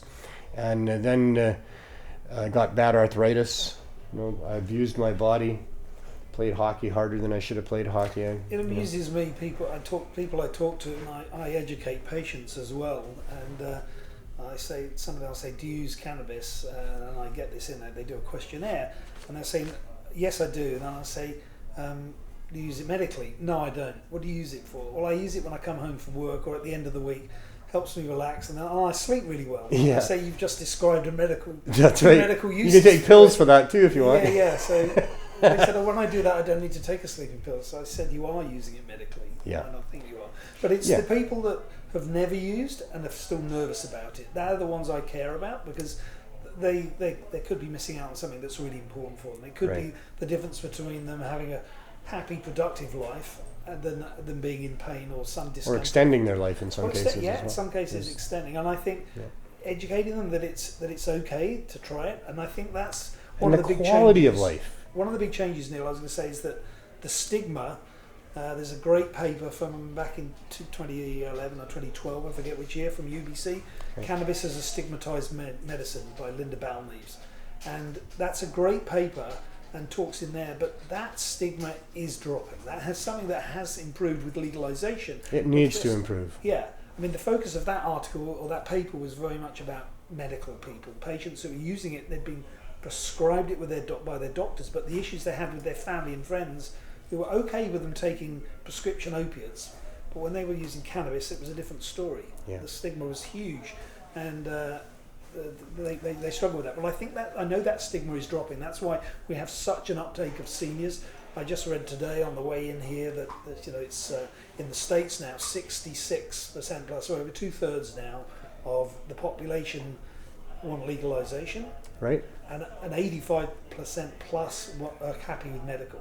So those numbers are those amongst seniors? No, that's right across the board. That's a population check, and that's unsustainable for a federal government to keep something as a Schedule 1 drug in the States under those conditions. It should have been unsustainable for so long now to call it a Schedule 1 drug. That's just. I don't know how many states have to legalize for medical purposes before the federal government finally has to. Isn't there something in there where there's a limit of some, if all these states do something? You'd think so, wouldn't you? There should be. Well, with 34 legal now in the States, and I think there's at least another 5 to 7 will be on ballot next year or will be done through legislation. With a federal government that's still pursuing people for cannabis as a Schedule 1 drug with serious penalties. We got to reset this whole idea of what public servants are supposed to do. Somehow we've got to revisit this. It's time. I'm not sure how we get that happening. We need some new founding fathers to get together and discuss reasonableness, because things have gotten way out of reason. Regulatory bodies, I was going to talk about this a little earlier on in the show, but we didn't really have time, that in regulating things, you want to be as least intrusive as possible. And regulations come in a variety of different forms. They need to be justified. That when you regulate something, you can regulate it to a point where now it's going to be available in the legacy market or the underground or green market or whatever market. And when that happens, when you regulate something to the point where there's now a viable option that's not regulated, you have to scale those regulations back, especially on things that are dangerous. But the regulatory boards were so often corrupted. Like in the early days of when they set up these regulatory boards, the previous board of directors from the company that you're trying to regulate would get his way onto the regulatory board, and then he'd be making all these regulations that weren't actually protecting the people from the product. It was protecting the manufacturer from lawsuits and things like that. And that's been going on and it's still going on today. And the obvious one is cannabis. Like, oh my God, the regulations for cannabis. Whoever designed those and why they would design them, it wasn't somebody who understood the plant, not somebody who cared about people at all, just somebody who wanted to protect the profits of the stakeholders that they were, being bribed by, basically. That's what it looks like for sure.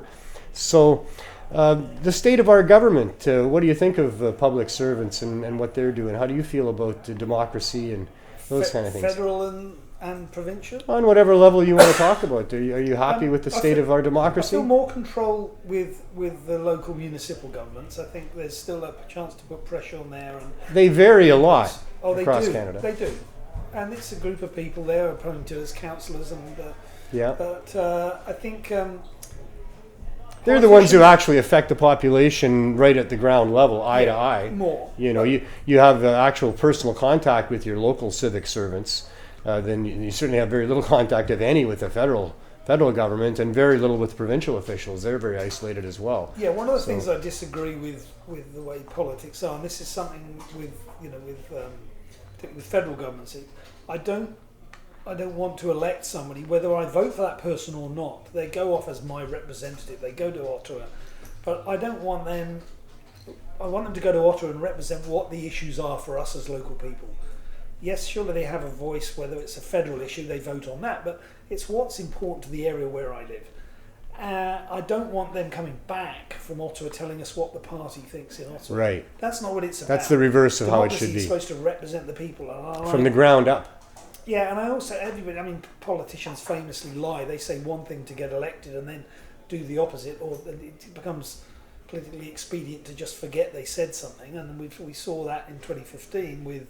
Unfortunately, people have short memories, but that's what we all kind of recognize shortly after elections is, you said you were going to do this and now you're doing that, And then also there's this polarization. They try and divide it. I see it happening in the States. I see it happening here in Canada, same in Australia, same in the UK.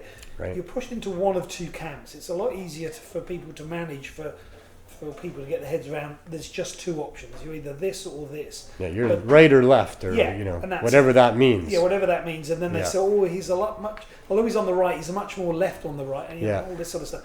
We need other options. We need third, fourth, fifth, and if somebody gets 10 or 15 or 20% of the vote, surely they should have 10 or 20 or 15% of the influence on the decision-making process. People say, we won't get any decisions made, but I think it should be representative. We don't just you're there to. So proportional representation is of some sort, and it works very well in many jurisdictions. There's a few different forms of it for sure, but and it's complex. I don't get that. But then the naysayers always want to make it sound even more complex. It's too difficult to understand and it's too complex. But it works well in Australia and Germany and other different places. So if it can work in countries like that, then it could work. I just want to see them limited in what it is that they think they can enact.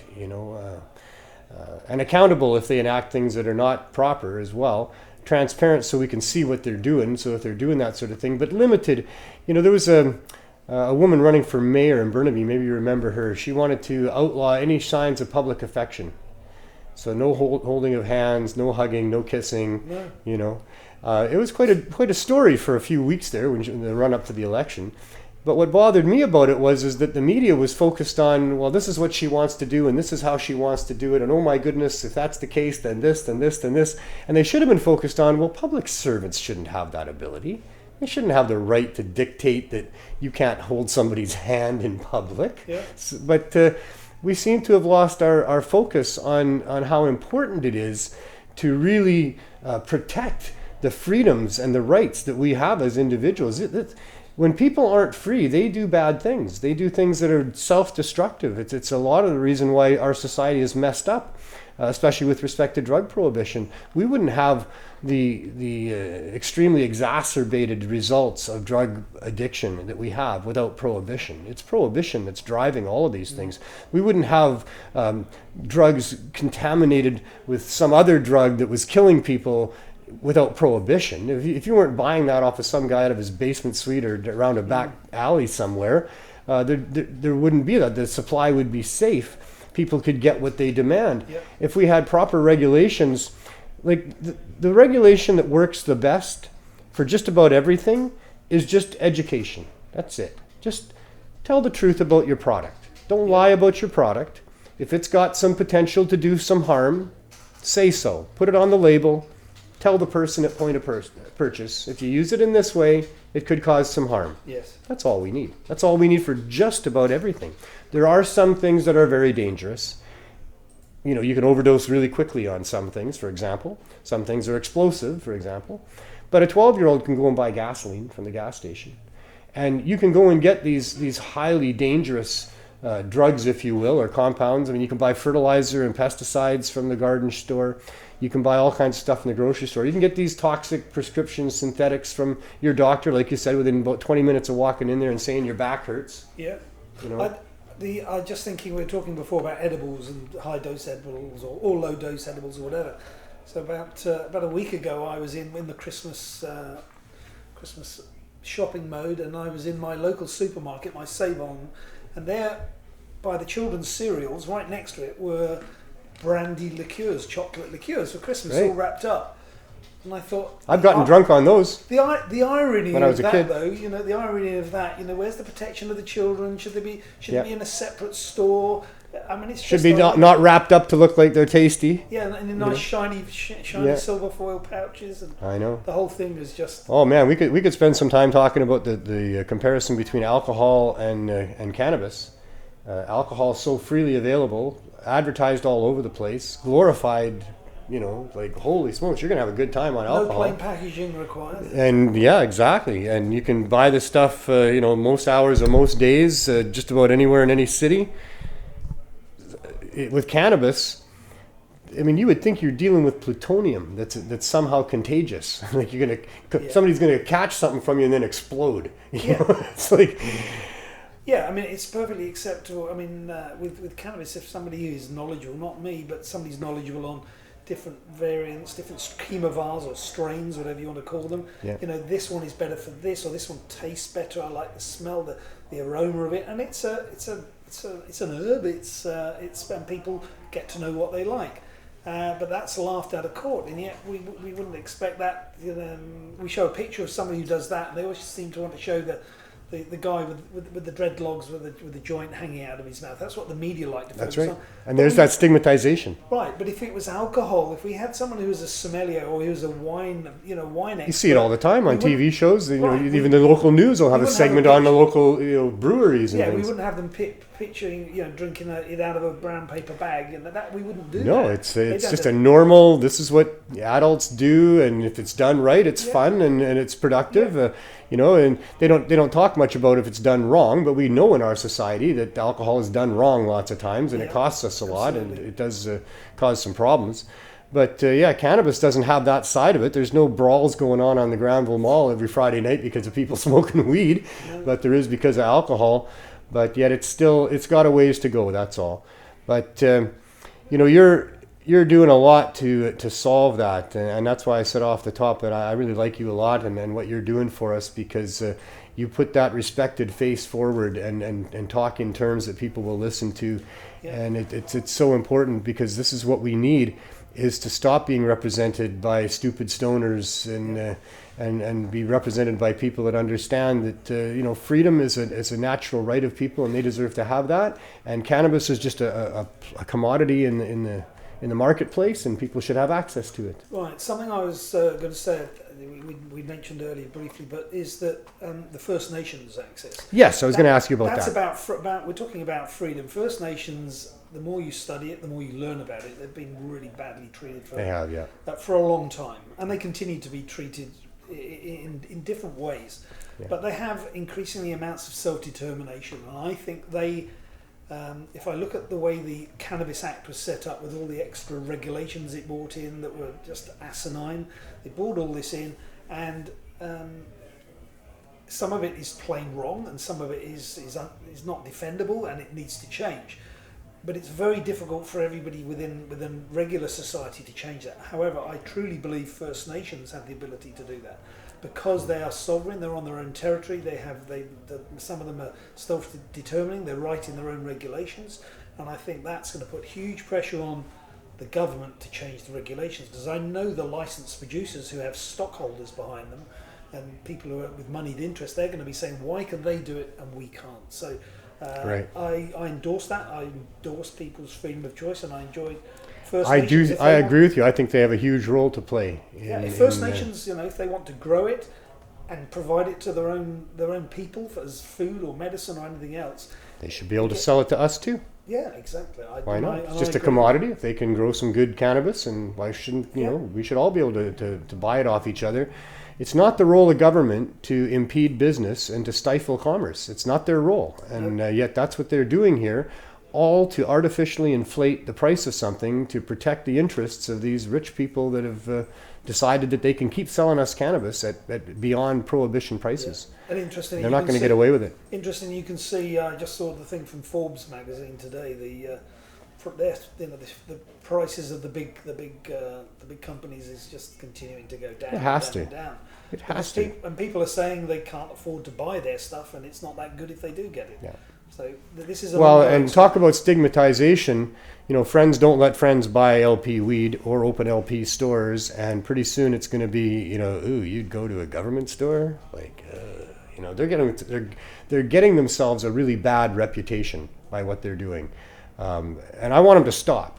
I'm not happy that they're getting a bad reputation. I'd like to see them get a good reputation by allowing everybody into the marketplace, by allowing reasonable access without any unreasonable regulations, and let's enjoy the economic and spiritual and physical benefits of cannabis as a society, and medical, of course, without impediment by our government and our public servants.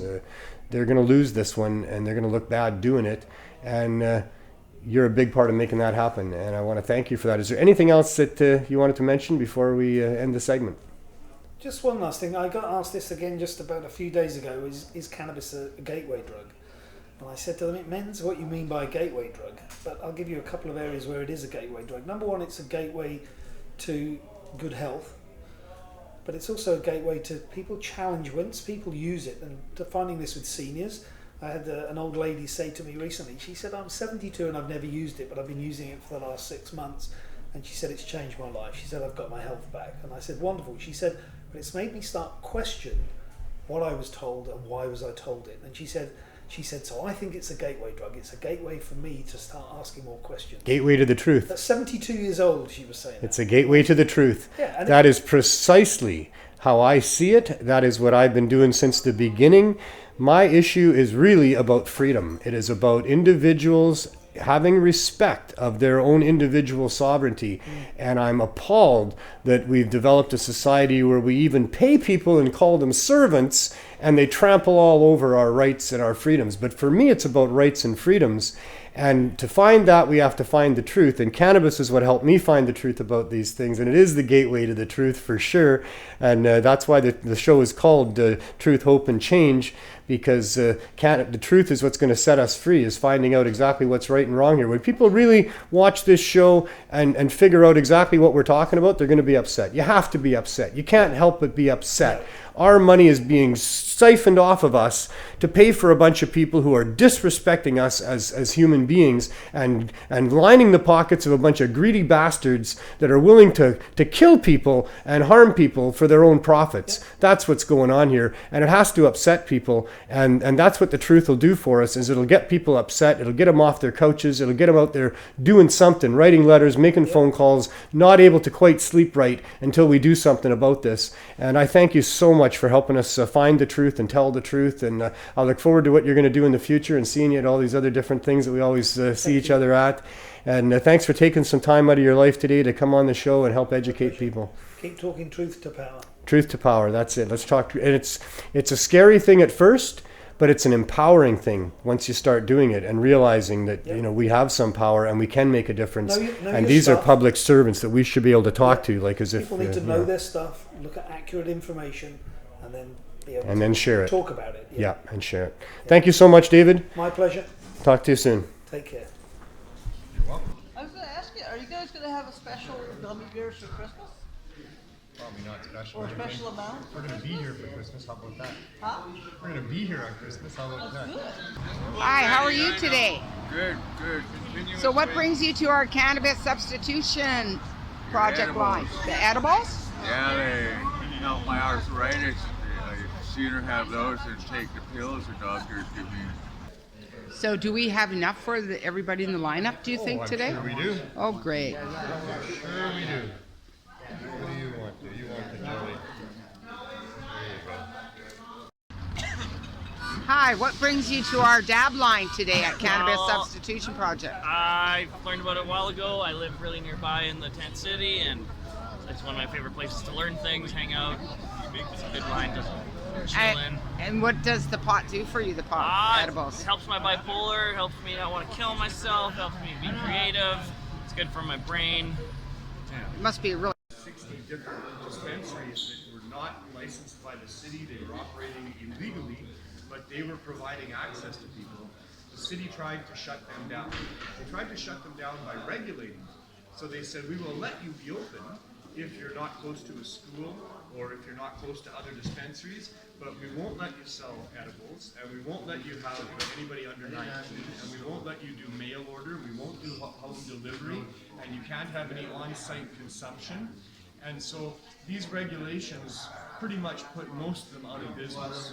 But the ban on edibles was crucial for me, because when people started dying from opioids and fentanyl, my thought was, well, they need to have access to these high-dose cannabis edibles, and the city said, we're banning them. So I thought, well, we need to make it easy for people to get them. So I came here. I have a relationship with Bandu since we had our dispensary and things. Sure. But one drug can potentially kill you in the one dose, or lead you on a path of needing that drug and having lots of different health issues because of that drug. The other drug is going to help you with your health issues and, not kill you. So it's one drug for another drug, but I mean, it's like black and white, for sure. Not that opioids don't have a place. For some people, that is the drug that works for them, and everybody deserves to have their own, whatever works for them. Adults deserve to be able to make their own choices about things. When they're told they can't make choices about things, they make bad choices because of that. And it makes a whole bunch of things way worse if the government says you can't have this. So anyway, that's why we're here. That's how it started. I came here and said I want to give away cannabis edibles. I had friends that had dispensaries that would help me do that. I got the board to give me a unanimous yes for that, and a yes to going to City Hall and asking our municipal government to help us do what we're doing here. So I did that, and they wouldn't help us. They wouldn't even talk to me about it. I went several times. I had a fellow who had dealt with them for years, 30 years as a lawyer, bother them for a couple of months and try to get them to acknowledge what we were doing here even, and they wouldn't. In those 2 months, I gathered up donations, and when I had enough, I came here one day and said, can I give them away? And they said, okay, so I set up a table and I gave them away. And then I went about getting more donations, and then I came back, and they said, when are you coming back? I said, well, as soon as I can get enough more donations. This went on for about a month. And it just happened that I came on Saturdays, and I came at noon on Saturdays. And after I'd done that 3 times, that 4th Saturday, there was a big lineup of people. And I hadn't even told anybody I was going to come back on any particular day. So that's when I said, okay, well, we have to do this every Saturday. And we did a whole year of Saturdays, and Sundays and Thursdays. But that's how the project started. That's what it's about. Hi, what brings you to our Cannabis Substitution Project today? Curiosity. Curiosity. Are you going to try some of the edibles? I'm considering that, yes. So I was speaking with this gentleman, Neil, I just met, and he's got my attention, and it's quite interesting. I honestly just wasn't aware or educated at all about the edibles. So. Are you a drug user right now? Yes, I am, unfortunately. I smoke rock and heroin every day, and I hate it. And when I remember occasionally to smoke weed, immediately it takes my obsession away from the crack. Well, 14 years! So what brings you to our Cannabis Substitution Project lineup? I'm 60 years old. I've been smoking marijuana for 50 years. And I guess over the years from work and just getting in accidents, I got arthritis really bad in my knee joints and wrists and ankle, everywhere, right? And the only thing for relief I could find was ibuprofen for a time. And I tried these gummies. I the guy says, "You tried those gummies?" He said, "They're good for arthritis." And I thought, well, maybe there's something to this. And I tried it. I did too much. I did 40 milligrams, which was too much for me. I got paranoid, so I can't do more than 20. Oh, okay. Yeah, because I get So does it relieve your pain? Oh, absolutely, yeah, better than ibuprofen. Because the ibuprofen, you take it, it upsets your stomach, even if I eat something. You know, and I could because of my age too, I'm 60, right? So I have something to do with it. The gummies are really wonderful. I take 20 milligrams and maybe some hot tea, and I go for a walk about an hour later, and within that hour I start feeling better. My joints are moving, and I feel like instead of 60, I feel like I'm at least 30. Nice shades, man. Yeah, it was a nice sunny day. I had to wear my Cannes angle shades. It's got a brownie. It's about 30 milligrams. It's got a cap. It's about 30 milligrams. That's that little cap right there. It's got the gummy, which is 80 milligrams, 40 THC and 40 CBD. And so that's what they get. Sometimes they get a little bit more in the bag. These are a little bit smaller than normal. Depends on how big the lineup is and how much donations we get. And it's up to them to make it work for them and find the right dose in there. And today it's a good day for donation? Or? Yeah, it's okay. It's okay. It's a medium day because we have a very long lineup. We give out about 300 bags. Okay. So 300 bags, that's quite a bit. With 4 items per bag, that's over 1,000 or 1,200 things that we're giving out twice a week. So it's thanks to a lot of dedicated donators that we're here because people continue to donate. I mean, the gummies have been coming for almost 2 years. Another gummy as well. That we package. We have our packaging people over there. I don't know if you saw them. Let's go over there and see. They are. Yeah, so that was cool. We had a documentary film crew from France that was there at Vandu because of the opioid crisis. They saw what we were doing there and decided to interview us and do some filming there as well. And just another epic day at Vandu. We help a lot of people every time we go there, twice a week, every Thursday and every Sunday at noon at 380 East Hastings. We're going there. And we're coming up to the Christmas time. I got the landlord with me here. You probably saw him in the video. Famous cannabis activist. Those glasses were lent to me from Elton John. Oh, is that right? No. I see. I met him back in 1987. Did you hear about what we're going to do at CSP? I just saw you have a flyer. Yeah, we're going to have a Christmas donation giveaway. I mean, it's always a donation giveaway at CSP at Vandu. But we want to do something a little special for Christmas. So we're going to use it as an opportunity for people like yourselves. If you have something that you'd like to donate to help people that are a little down and out in their luck, we'll take everything, clothing, coats, socks, and infused food or regular food. Here's the flyer that we got. And thanks to John Murray for helping put that together. Thanks to Debbie Hellion, by the way, for that video that we just saw from CSP.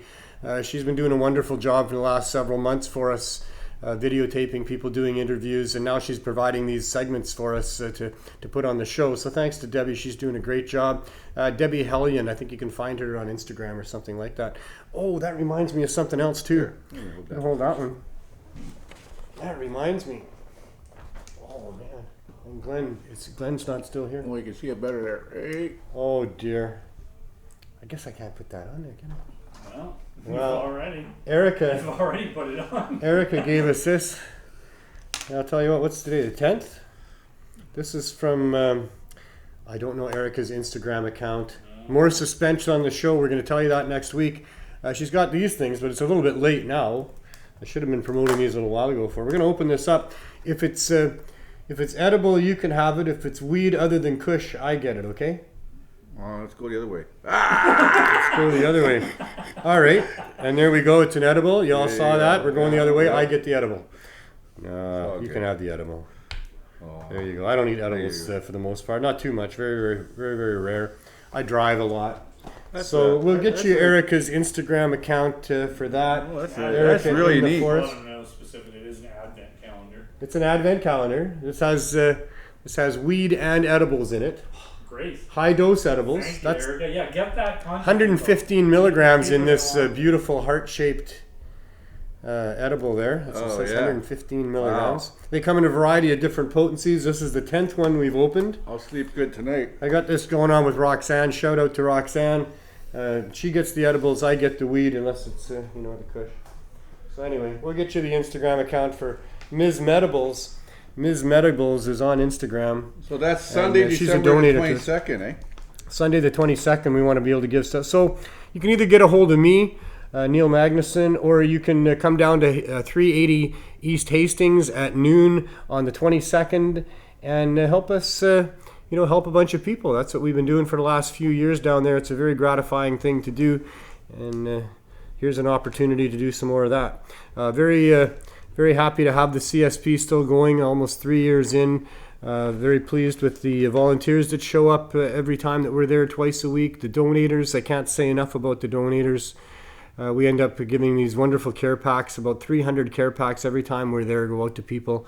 They've got 3 to 6 edibles, a couple of joints. Well, you get brownies, people bring cookies, they bring suckers, you got cookies and all. What's your favorite?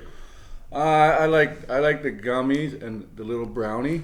And then, so do you like the gummies that actually there's a lot, because the CBD pills I take the pill at nighttime before I go to bed. And then sometimes we got these. You have a joint in there usually. These are not gummies as much as they're jelly bombs. That's what we call them.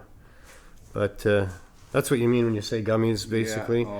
We also have the other ones here. These are high dose from an anonymous gummy maker there.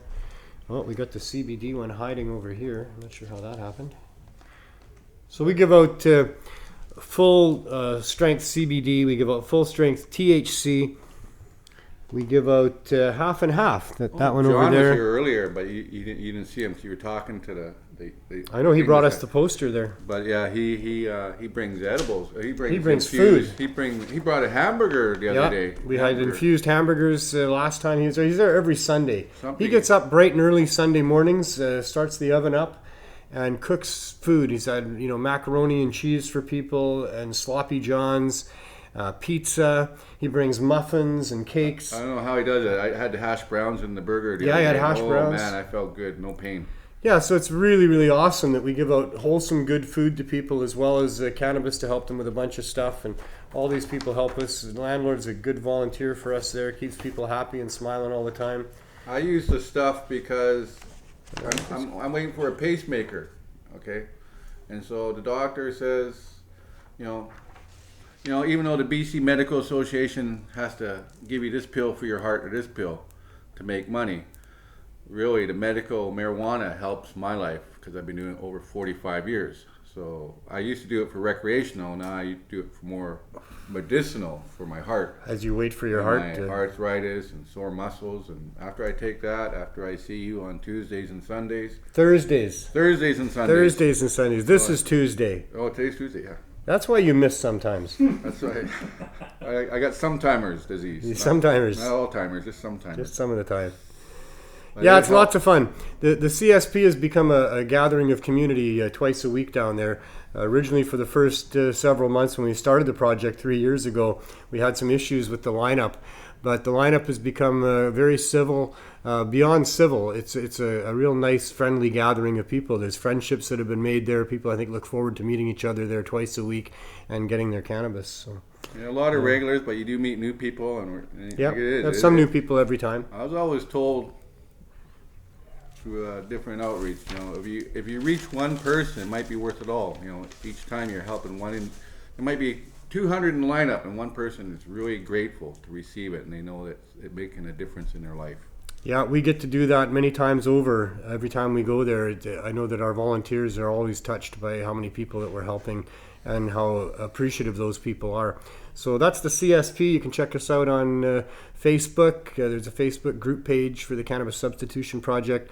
Or come down and see us and see what we do there at Van Du at 380 East Hastings, Sundays and Thursdays at noon. So that's it for the show today. We got other shows that happen here at Cannabis Culture. I want to thank Cannabis Culture for allowing me to use this space and do what we do. I want to thank my guests today. Jerry Martin for coming on as always, and Glenn Wells for Landlord sitting in here at the end, and for David Hutchinson, who's doing such fine work in spreading the truth about cannabis and cannabis therapeutics. I want to thank my producer Neil for making it all come together, the glue that makes it all work. On Wednesday, that's tomorrow, we have From Under the Influence with Greg Williams. I'll say that again. Tomorrow on Wednesday, we have From Under the Influence with Greg Williams, because I missed it last week, so I told you twice this time. Friday, Jeremiah Vandermeer has Cannabis Culture News live at 4 o'clock with a variety of guests and all the up-to-date what's new in the cannabis world. On Saturday, it's High Noon with Boss Lissa, and they talk about all the things going on here with high score and cannabis culture and skater world, and I'm not sure what all they talk about on their show, but I'm sure it's all stuff that's really cool, because Boss Lissa is very cool. And Monday at 4:20, it's another cool lady, Carly Marley, and her sidekick, BC Bud Gal, and they do the 420 lifestyle show. More fun than you should have on one particular show. They've got a huge audience, and they talk about all the current stuff and why it's a very fun thing to do to use cannabis. And we'll be back next Tuesday for another edition of THC with Neil. I hope that somehow we told you the truth and gave you some hope and some ways to change things. And as you go about trying to change the world, you have as much fun as you can.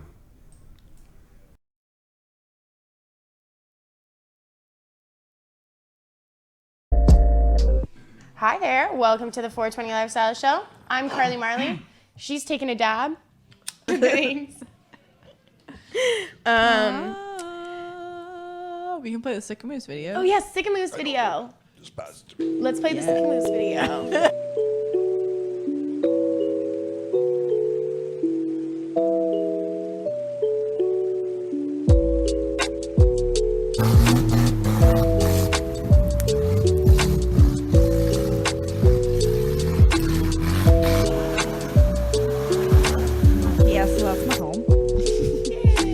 That's like all over the place, I guess.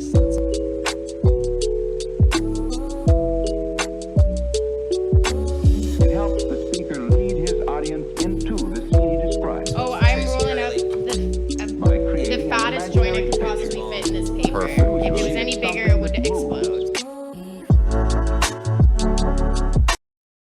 Are we still banned on YouTube? I'm Marijuana Man. Welcome to From Under the Influence. If they had weed, guaranteed they would make money. That's the only conclusion I can come to, is they don't have any weed. Because people are still going to buy it, for God's sakes. People actually like weed and want to buy weed. And a huge number of people have no choice but to come and buy it from you. And still, you can't make money? Holy fuck. Now what? What are you going to do to us now? When I was even at a very young age, go, wow, like, why would this be illegal? It is so much fun. Outlawing laughter and feeling good? Yeah, What? laughing. Thanks for joining us. See you next time. Peace. And pod.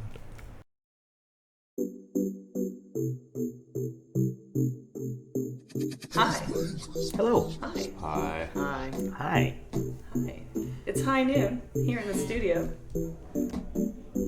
Look at it. Look at the bud.